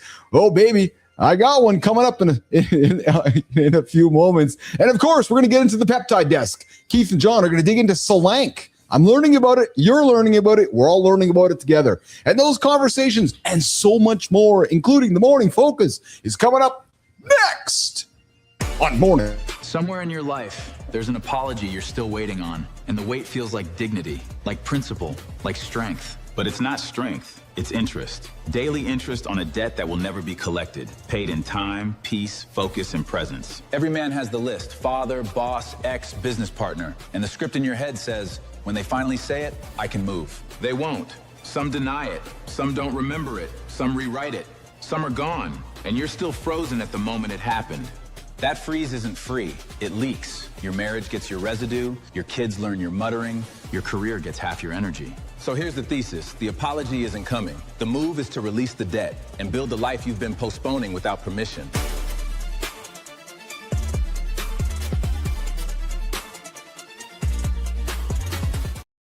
All right, guys, we're going to get into the big deep dive conversation here. The cost of waiting for an apology that is never coming. And I thought this was a good one to get into, especially with our guest who just wrapped up here today, Jeffrey Deskovic. Spent 16 years wrongfully convicted, and then he got out. And it's interesting because we were talking to Jeffrey and asked about forgiveness. And maybe in this situation, the move is not about forgiveness. Right? Forgiveness is the word that perhaps the church uses to make this sound actually free, but in reality, forgiveness is not free. Maybe forgiveness is a transaction. And maybe the transaction is this. You release the debt was never going to be paid. You release it not because they deserve it, but you release it because you cannot afford to keep carrying it on the books. Has this happened to you? I will share with you guys, this did happen to me as a young man many, many years ago, and I had to learn about it. Let's bring Johnny back up on stage here. John, so I know you're a little blurry there, pal. If you want to stick your finger in the lens, that'd be great. I suspect I know you well enough to know that you don't hang on this. But I'm wondering if there was a point in your life growing up, or if there have been men or women in your life who've been waiting for an apology that never came. People waiting for an apology from me. Yeah. Has it ever happened, do you think? Early in life, for sure. Oh, is that right, eh? Seriously? Yeah. Yeah, because it was, I just didn't kind of understand. Because, I mean, realistically now, when I apologize, I'm apologizing for myself. Yeah, and right? You have your own accountability to it because you recognize, right, don't you? So usually when, if you're accountable to yourself. Yes. It gives you a different perspective. I didn't have that when we have to develop a lot of this shit when we're young. Yes. So, it's like, it kind of goes back with, there's that point in time where your need to be right is too great, which creates a lot of fucking problems. Yes. I will say, Anderson, I'll put this on the table with you. So this was part of the perhaps, and I don't know, I'm not going to use the word apology, maybe just emotional issues. This was part of my challenge growing up with my father. love my dad to pieces. And I'm not going to, but, and I'm not saying I was waiting for him to apologize to me, because that's not what I'm suggesting at all. But maybe I was waiting for something from my dad that never came, and I had to learn how to manage that. Good morning, Jay. Good to see you. Good to see you out there, pal. So you might say to me, what does that mean? Maybe, John, I was expecting my dad to say things growing up that he didn't say, or maybe things that he made me feel along the way, where I wanted him to say, I'm sorry. And I had to learn, brother, that was not on him. It was on me.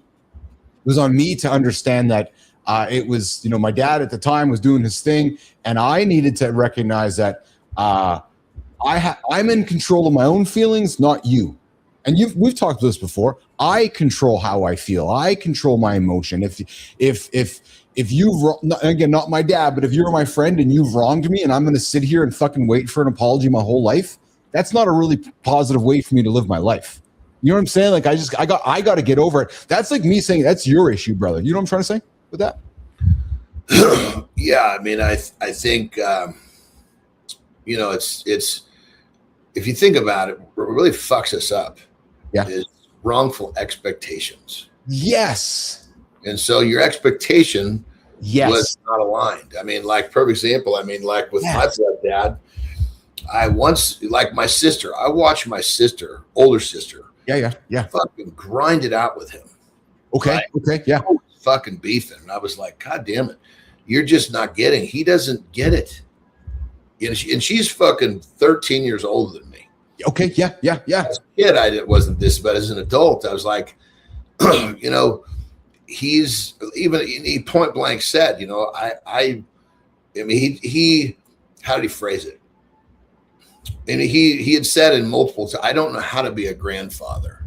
Oh, yeah. And he said, I'll be honest, I love my kids more than my grandkids, but again, it was all kind of down is what happened to him is what carried down the line. Yeah.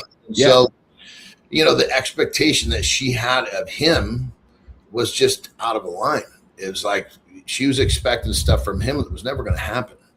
Dude, what a wonderful reframing of that, actually. I really have enjoyed how you reframed that, because that actually was the game changer for me. And once I got to watch this, I realized, holy shit, I am not like I watched when she had kids. She expected this fucking guy to pop out of his recliner and stop watching TV, right, and be this like hands-on grandfather. She would call him to babysit, thinking, "Oh, this is so cool," Yeah. He'd call me, "Hey, go fucking babysit your fucking nephews." And so I would show up. She's like, "Where's he?" I call him. Don't put me in the middle of this shit. Yeah. Jeez, Murphy. Yeah. It's and listen, there's not a right or wrong about this whole conversation, but I think it's that's why and Jeffrey, we got it, and you talk about it all the time. You got to look in your own mirror and take accountability for yourself first. So this is not my dad's fault. This is not anybody's fault. It's about me recognizing, managing expectations. I love that you framed it that way, and just and recognizing that I control my emotion, not you. Well, then you got to flip the script. I mean, I had the same thing with I was seeking approval. Yeah. Okay. Yes. Thank fucking God. Yeah. I mean, Jesus Christ, I was able to do more in my 54 years than fucking most people in multiple lifetimes. Brother, I had a conversation with a fellow who's our age, a little bit younger than you and I. You know him.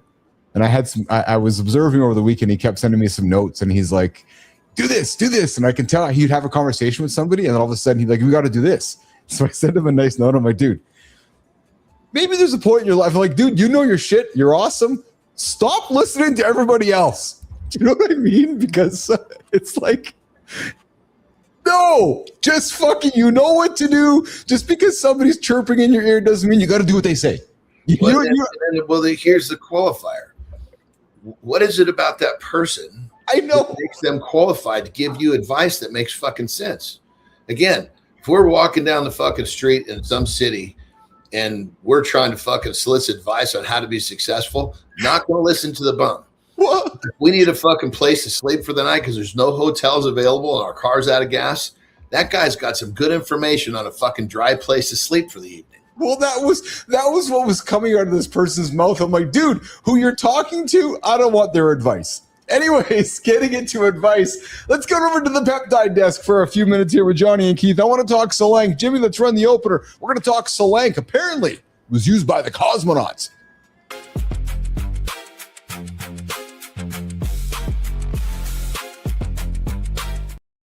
All right, pal. So a brand new segment here is, so Johnny, from your perspective, I'm the dumb guy here. Educate me. Solank, what is it? Well, I always try to break this shit down into the simplest format. Exactly. So think of it like this. Solank has a direct effect on the amygdala. Okay. Which is the flight or fight center in the brain. That makes sense? 100%. Yep, absolutely. So think like this.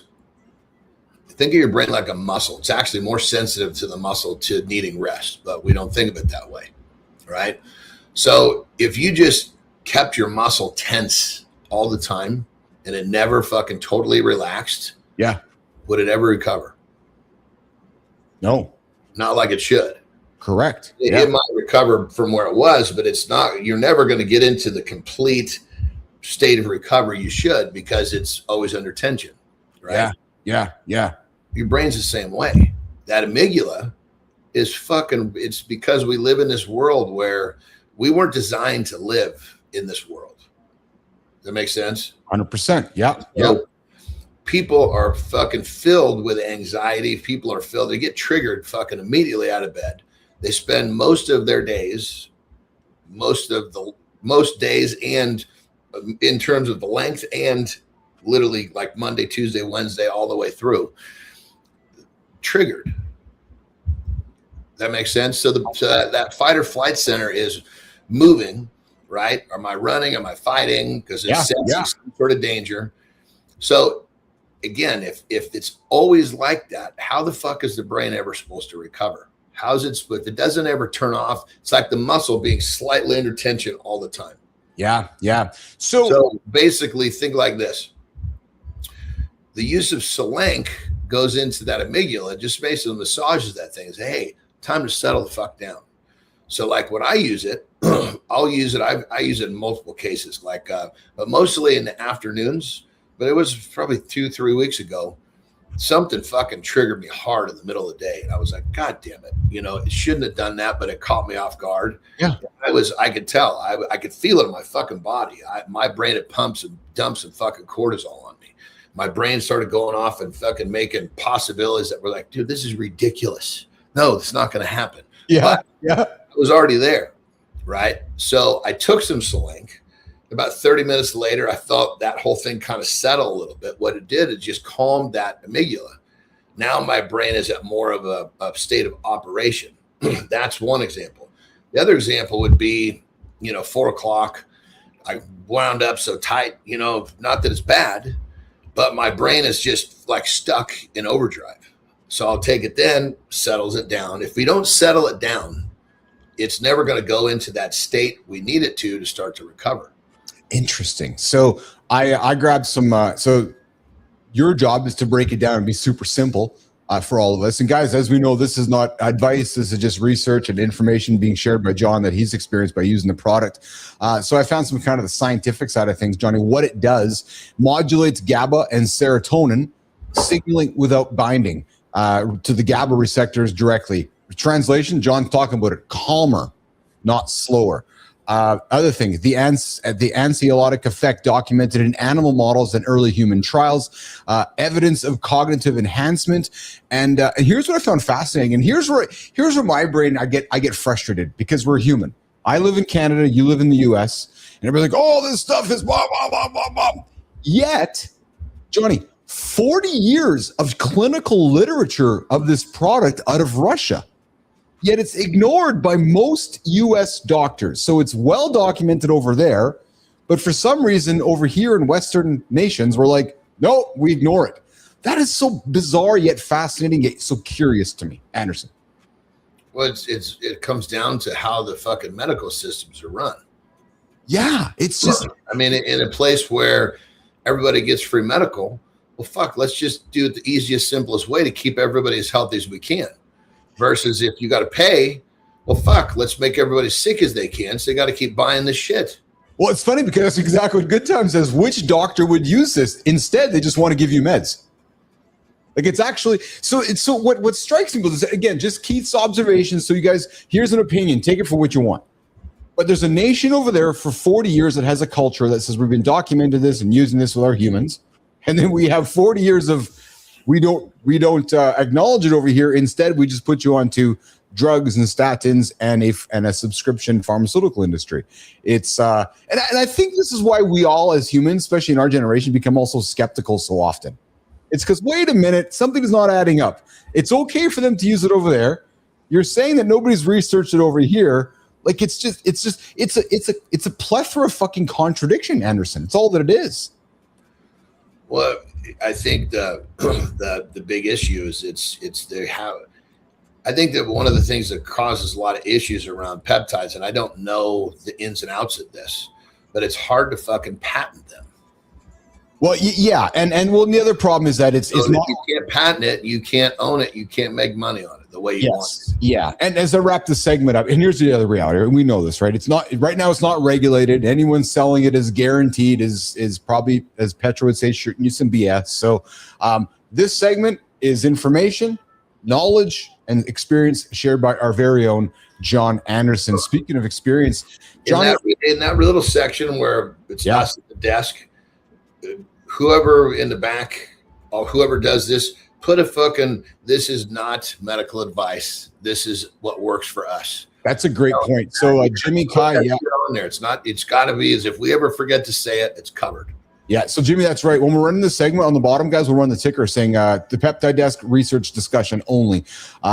Hey, Johnny, so I don't maybe not medical advice. It's got to be. Yes, yeah. I wonder. So do you know? I know you're a fashion guy. You like fashion, you like nice stuff. Do you know Vera Wang, the designer Vera Wang, by any chance? That name?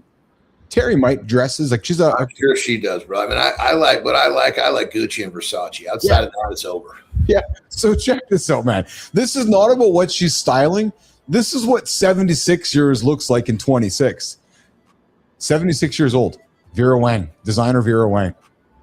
Dude, smoke show, man. Come on. By example, baby.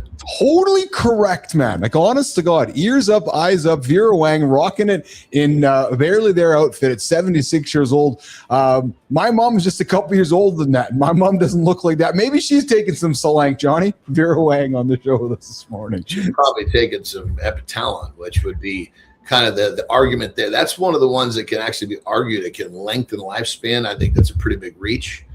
But it's supposed to really be what I would have to imagine she's on plenty of youthful type supplements. Yes, Epitalon. Perhaps that's the next topic we'll put onto the Peptide Desk with Keith and John. And as we get there, hey, here's some vintage. Jimmy, what do you got here for us, pal? Reaching back into the olden days. Oh, yes, the olden days of the 80s and 90s. Just look what that looked like. Just look at it all. And the music.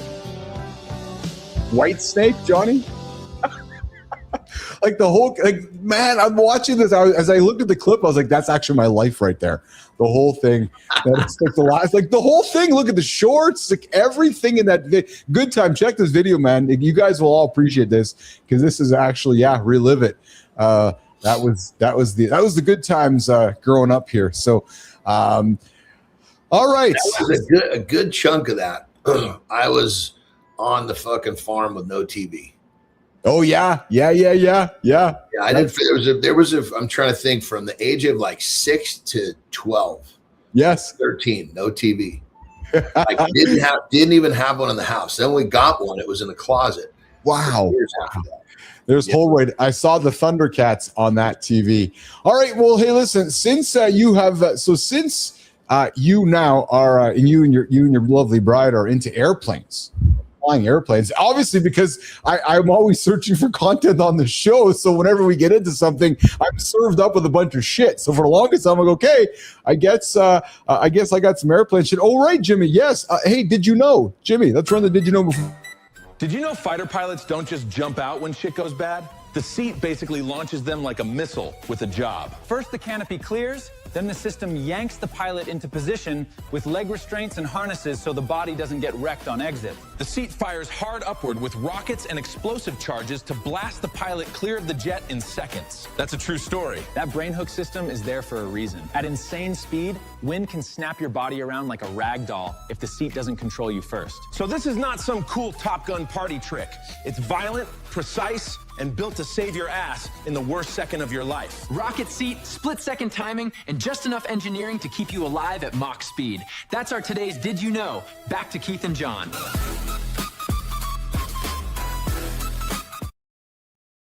Yeah, that would be freaky, man. Getting ejected out of an airplane. I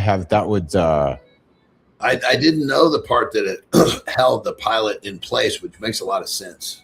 Oh, like you mean to the seat? You didn't know that? I knew it ejected them, but I didn't understand that it locked all their limbs into place, like no whiplash, no fucking hyperextended knees. Yes. That kind of shit. Yeah, I didn't know that either. But what caught me when I was watching this, like if you forget to pull your legs back, you're kind of fucked, actually. So what's crazy too? I think that from what it looks like, you don't have a choice. Oh yeah, you're right. Yeah. So coincidentally or ironically enough, there was a crash this weekend. I think it was down in Texas. An F-18 fighter went down and the guy ejected, and he lived, of course. But yeah, craziness. And Dwayne Whitaker says we had only 8 or 9 channels. Yeah, I had 3.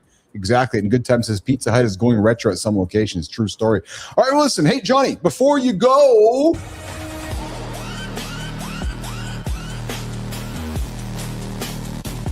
Hey, John, before you go, we've got a plane on the tarmac with a literal carpet of bees on the wing. Like Mother Nature hit group chat AT-TAC. The clip's wild. Crew guy in full safety gear just staring like, cool. So who wants to tell the pilot we're parked because of insects? And it's not random. Bees can get attracted to fuel/exhaust residues like it's a freaky cologne ad. Ode to Jeddah, now with panic. Imagine you're buckled in, ready to take off, and the captain's like, minor delay. Our wing has been claimed by a unionized swarm with demands. Best part? They usually relocate them. No bug zapping revenge fantasy, just a polite eviction notice. Ma'am, your hive can't live on a Boeing. Hey, John, what's the most unhinged we're delayed excuse you've ever heard? What would yours be if you had to top bees on a plane?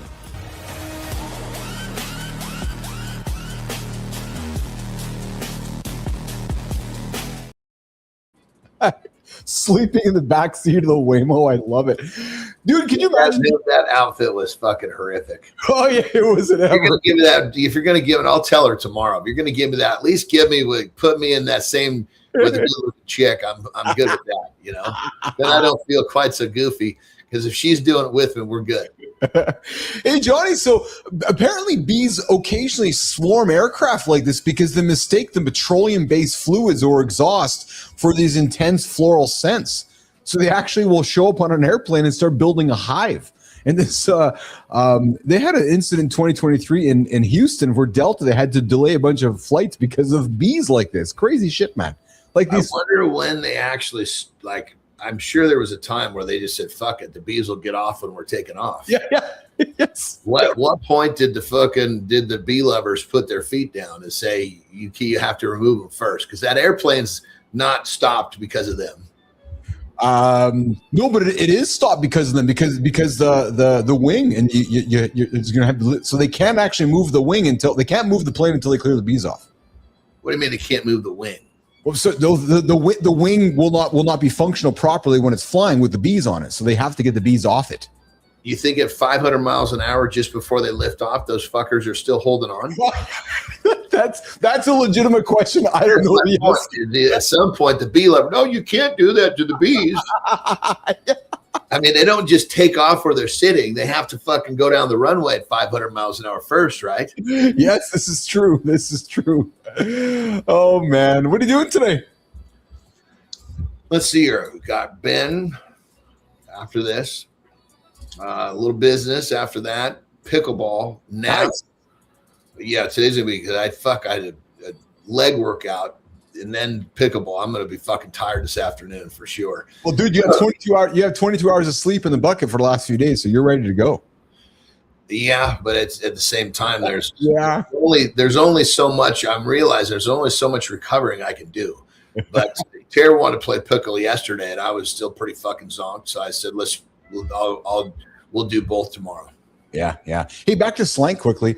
Seems like slank would be something you take on a daily basis if it's cognitive. No, am I wrong?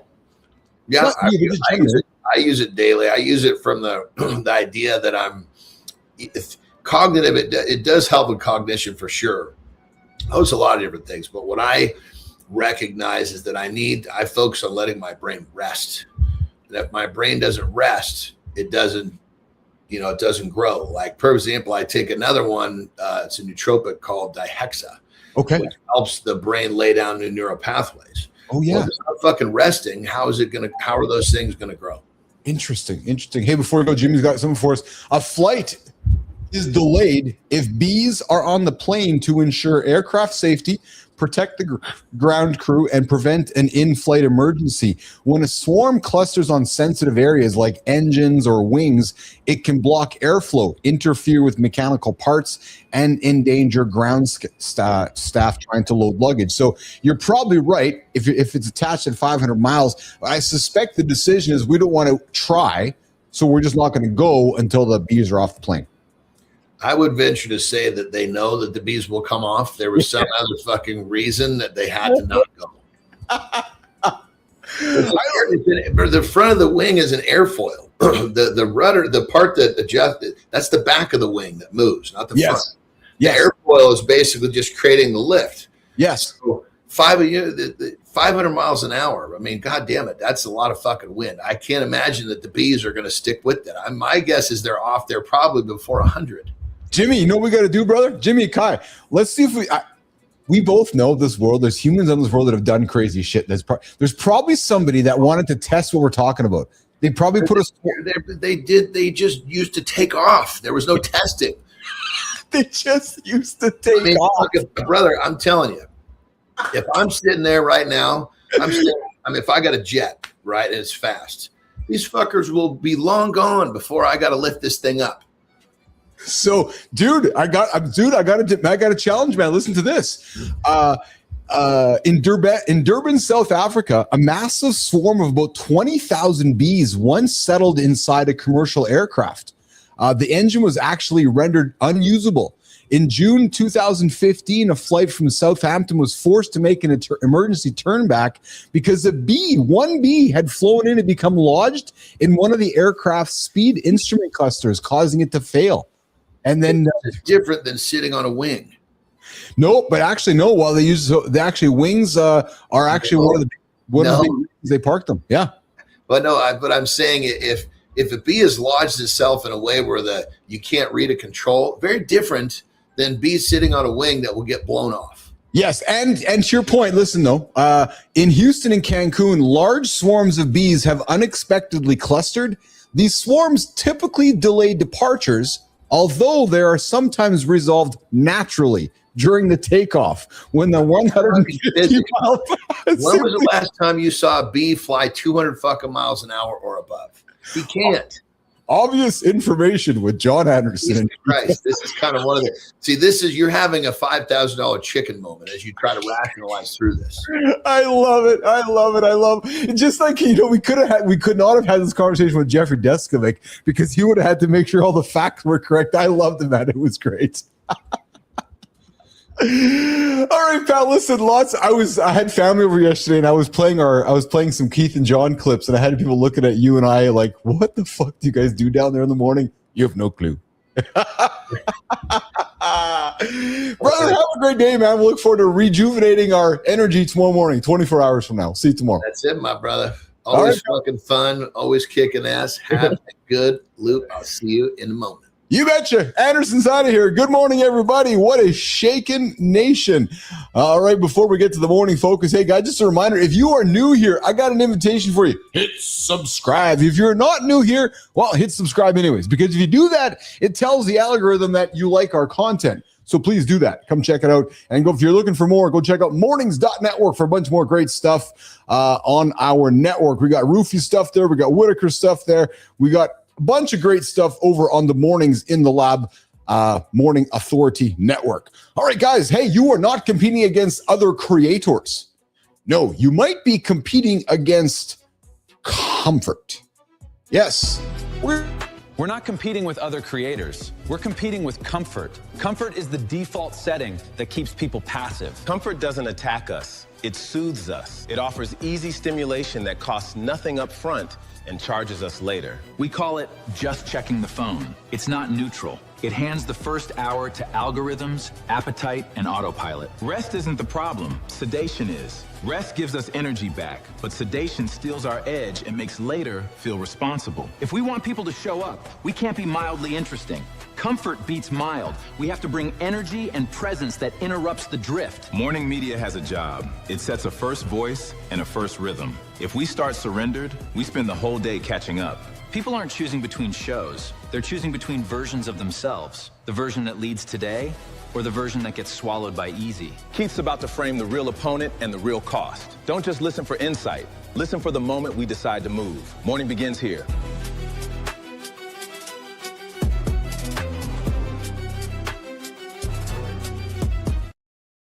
Hey, if you're out there, you're not competing against other creators, other leaders. No, you're going to compete against comfort, your own comfort.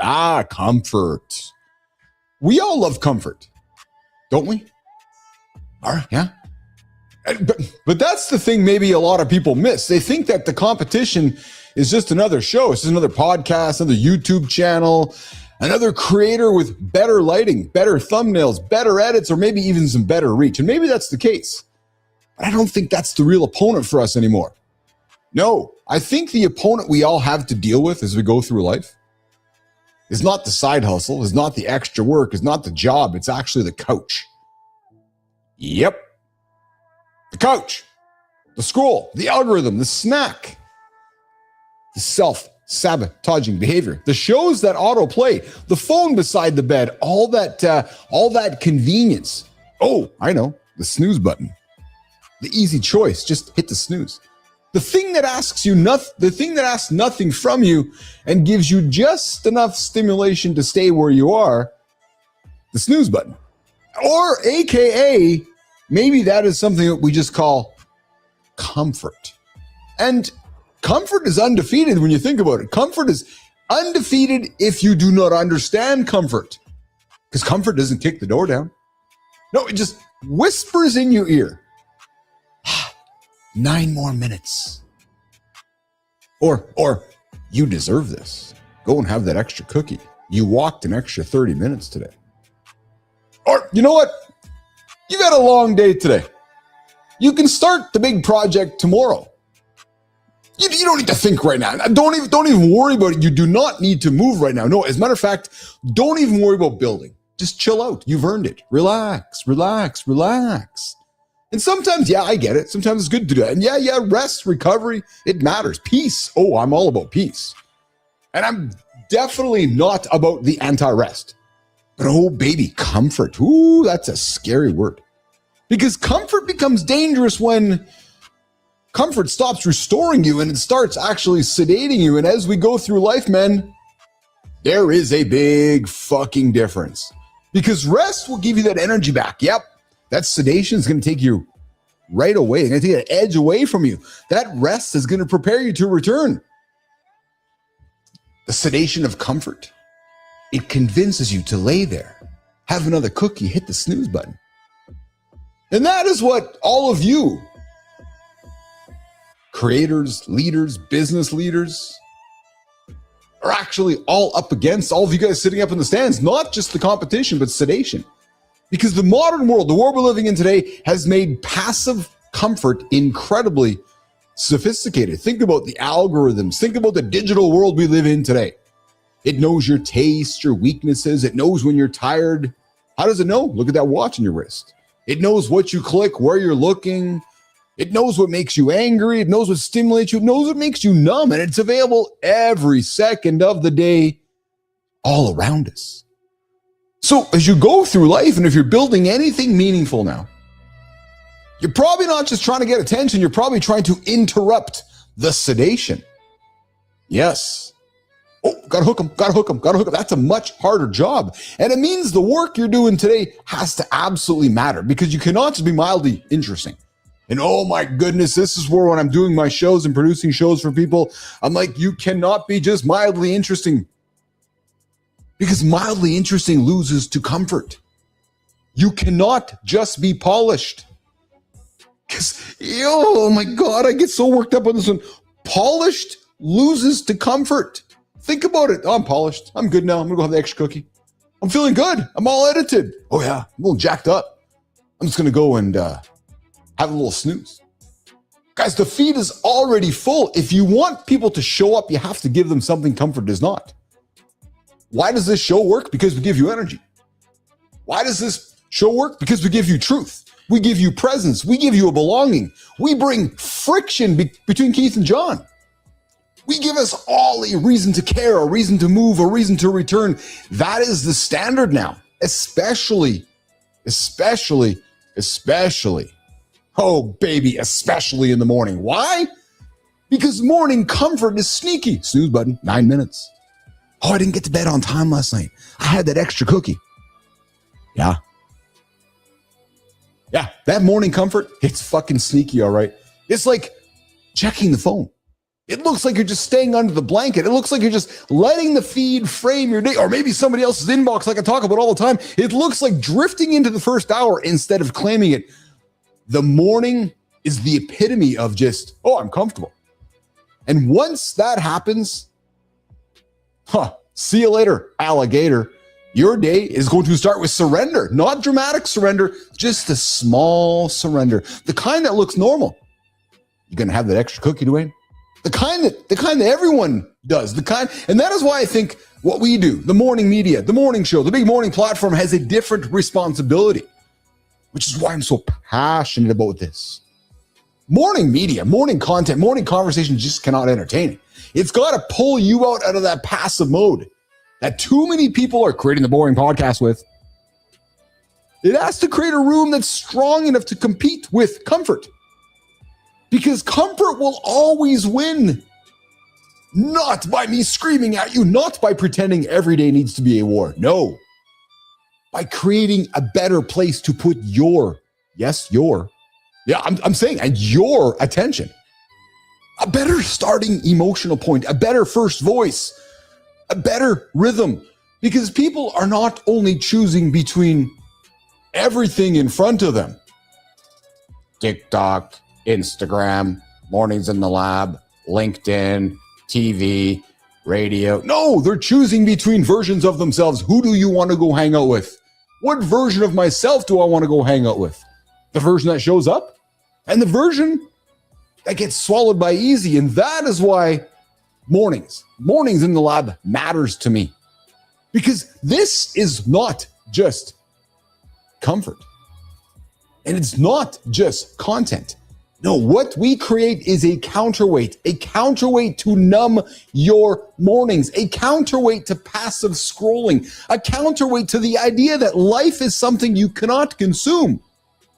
No, it's something that you have to lead. So no, we're not just competing with everybody else out there. We're competing with what's even worse, comfort. And if we're going to win, you, me, all of us, we have to build something with more gravity than the easy choice of comfort. And you know what that is? It's called a room. It's called a ritual. It's called a habit, a reason to sit up, pay attention, laugh, think, and start the day like it actually belongs to you and not somebody else, because that comfort will always be there.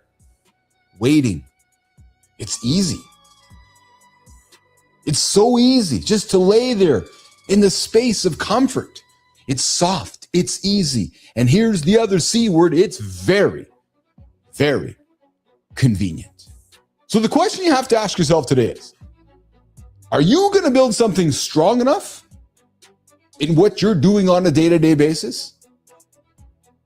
Or is the question whether you're building something strong enough to make the men in your life, to make the people in your life, to make the constituents in your life, to make the stakeholders in your life, to make everyone in your life choose aliveness instead of comfort?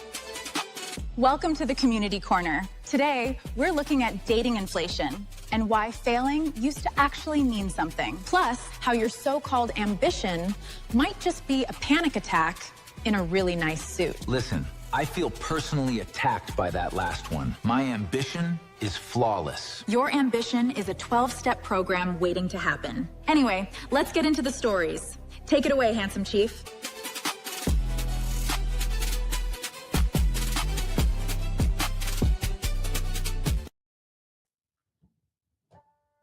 All right, hey guys, I missed my button check there. Hey guys, this monologue I just wrapped up with you guys here. Let's just do this over here, just over here. Boom. There we go. All right. Yes, in the community corner here, guys. Hey, listen, the monologue that I just dropped here for you guys.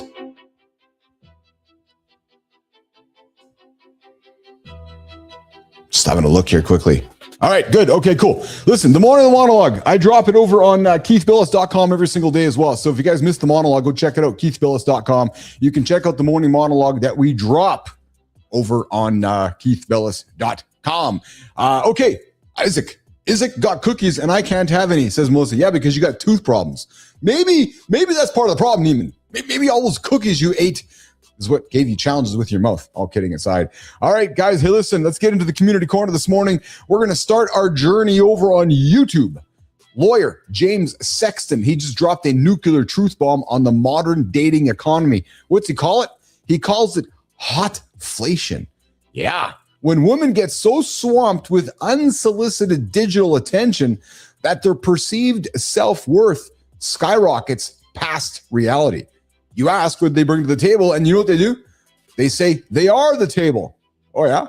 Fuck yeah. Is she pretty hot? It's ridiculous. But Sexton, he says, here's the real issue.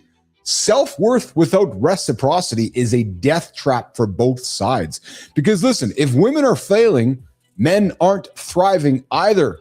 It is a shared ecosystem, guys. Listen, vague platitudes are a tell for someone who commits to nothing. So look at your own tables. Are you demanding a feast while serving scraps? Over on Substack, pivoting our attention to Substack, Simon Napier Bell, the legend who managed Wham, has a brutal take. Oh, baby. The greatest product the old music industry ever built was failure. The pre-streaming machine chewed up 90% of artists, but it spit out steadier, resilient adults who could actually handle rejection. Now, we've optimized the waste and we lost the humanity with it. It's a gut punch because it's true everywhere. That failure, it scales and it builds a kind of character that success simply cannot touch. Yes, I agree with that. So guys, stop dodging those losses. Those losses are actually building your spine. Hey, over on LinkedIn, your hustle is just a productivity costume. Jenny Raitson, burnout coach, just called out every high achiever in the room. She says much of what we label as ambition is actually anxiety wearing a productivity costume. Yes, sirree. Hey, speaking of dodging reality, Maya, let's get into it. If anxiety paid the bills, what kind of yacht would Frankie be driving right now? Chief, if Frankie's anxiety was a currency, he'd own a fleet of super yachts with helipads, but he'd still be pacing the deck, trying to start a new podcast. First of all, the acoustics on a yacht are terrible. Second, my anxiety is highly constructive. It's called momentum. It's called avoiding the quiet. Stop using your hustle to hide. Let it sting for a minute, then figure out your next move. See you tomorrow.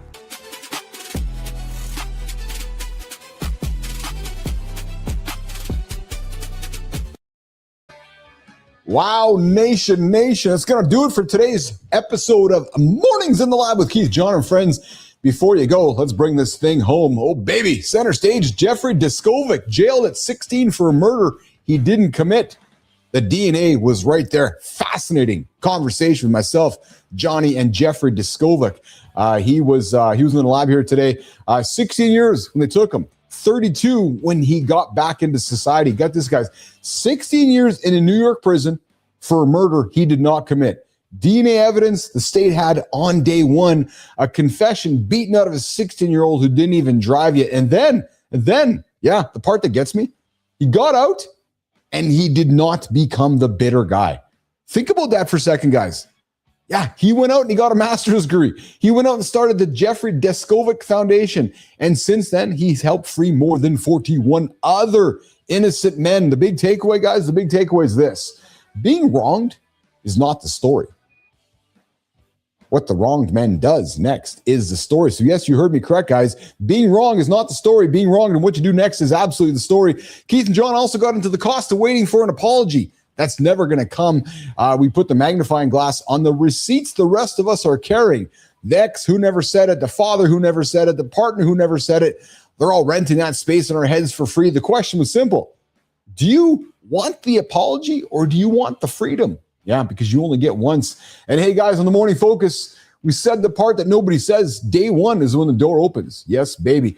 All right. And also coming up this week, Tuesday, no safe words tomorrow. Brianna Bass. Wednesday, Thursday, some Curiosity Cash. And Friday, we got our very own Dr. John Petricelli. Yes, baby. We're running the whole week on this thesis. The wrong done to you does not get to be the most interesting thing about you. So, guys, go home, put the phone down on that apology. It's not coming. Make one move that belongs to your day two. And if you know a guy on day two right now, send him the Morning Focus. Yes, sirree, baby. Guys, until tomorrow, nation, let's get up and get after it. Whitaker, I love you, man. Good to see you in the comments. Sullivan, Holroyd, Cheryl. Who else is out there this morning? Jay, Petro, and the entire gang. We also got Rufy out there as well. Lots of love, guys. We'll see you guys tomorrow. We'll see you in less than 24 hours on the big show that we call Mornings in the Lab with Keith, John, Jimmy, Kai, Melissa, and all of our friends. We'll see you guys tomorrow. Ciao.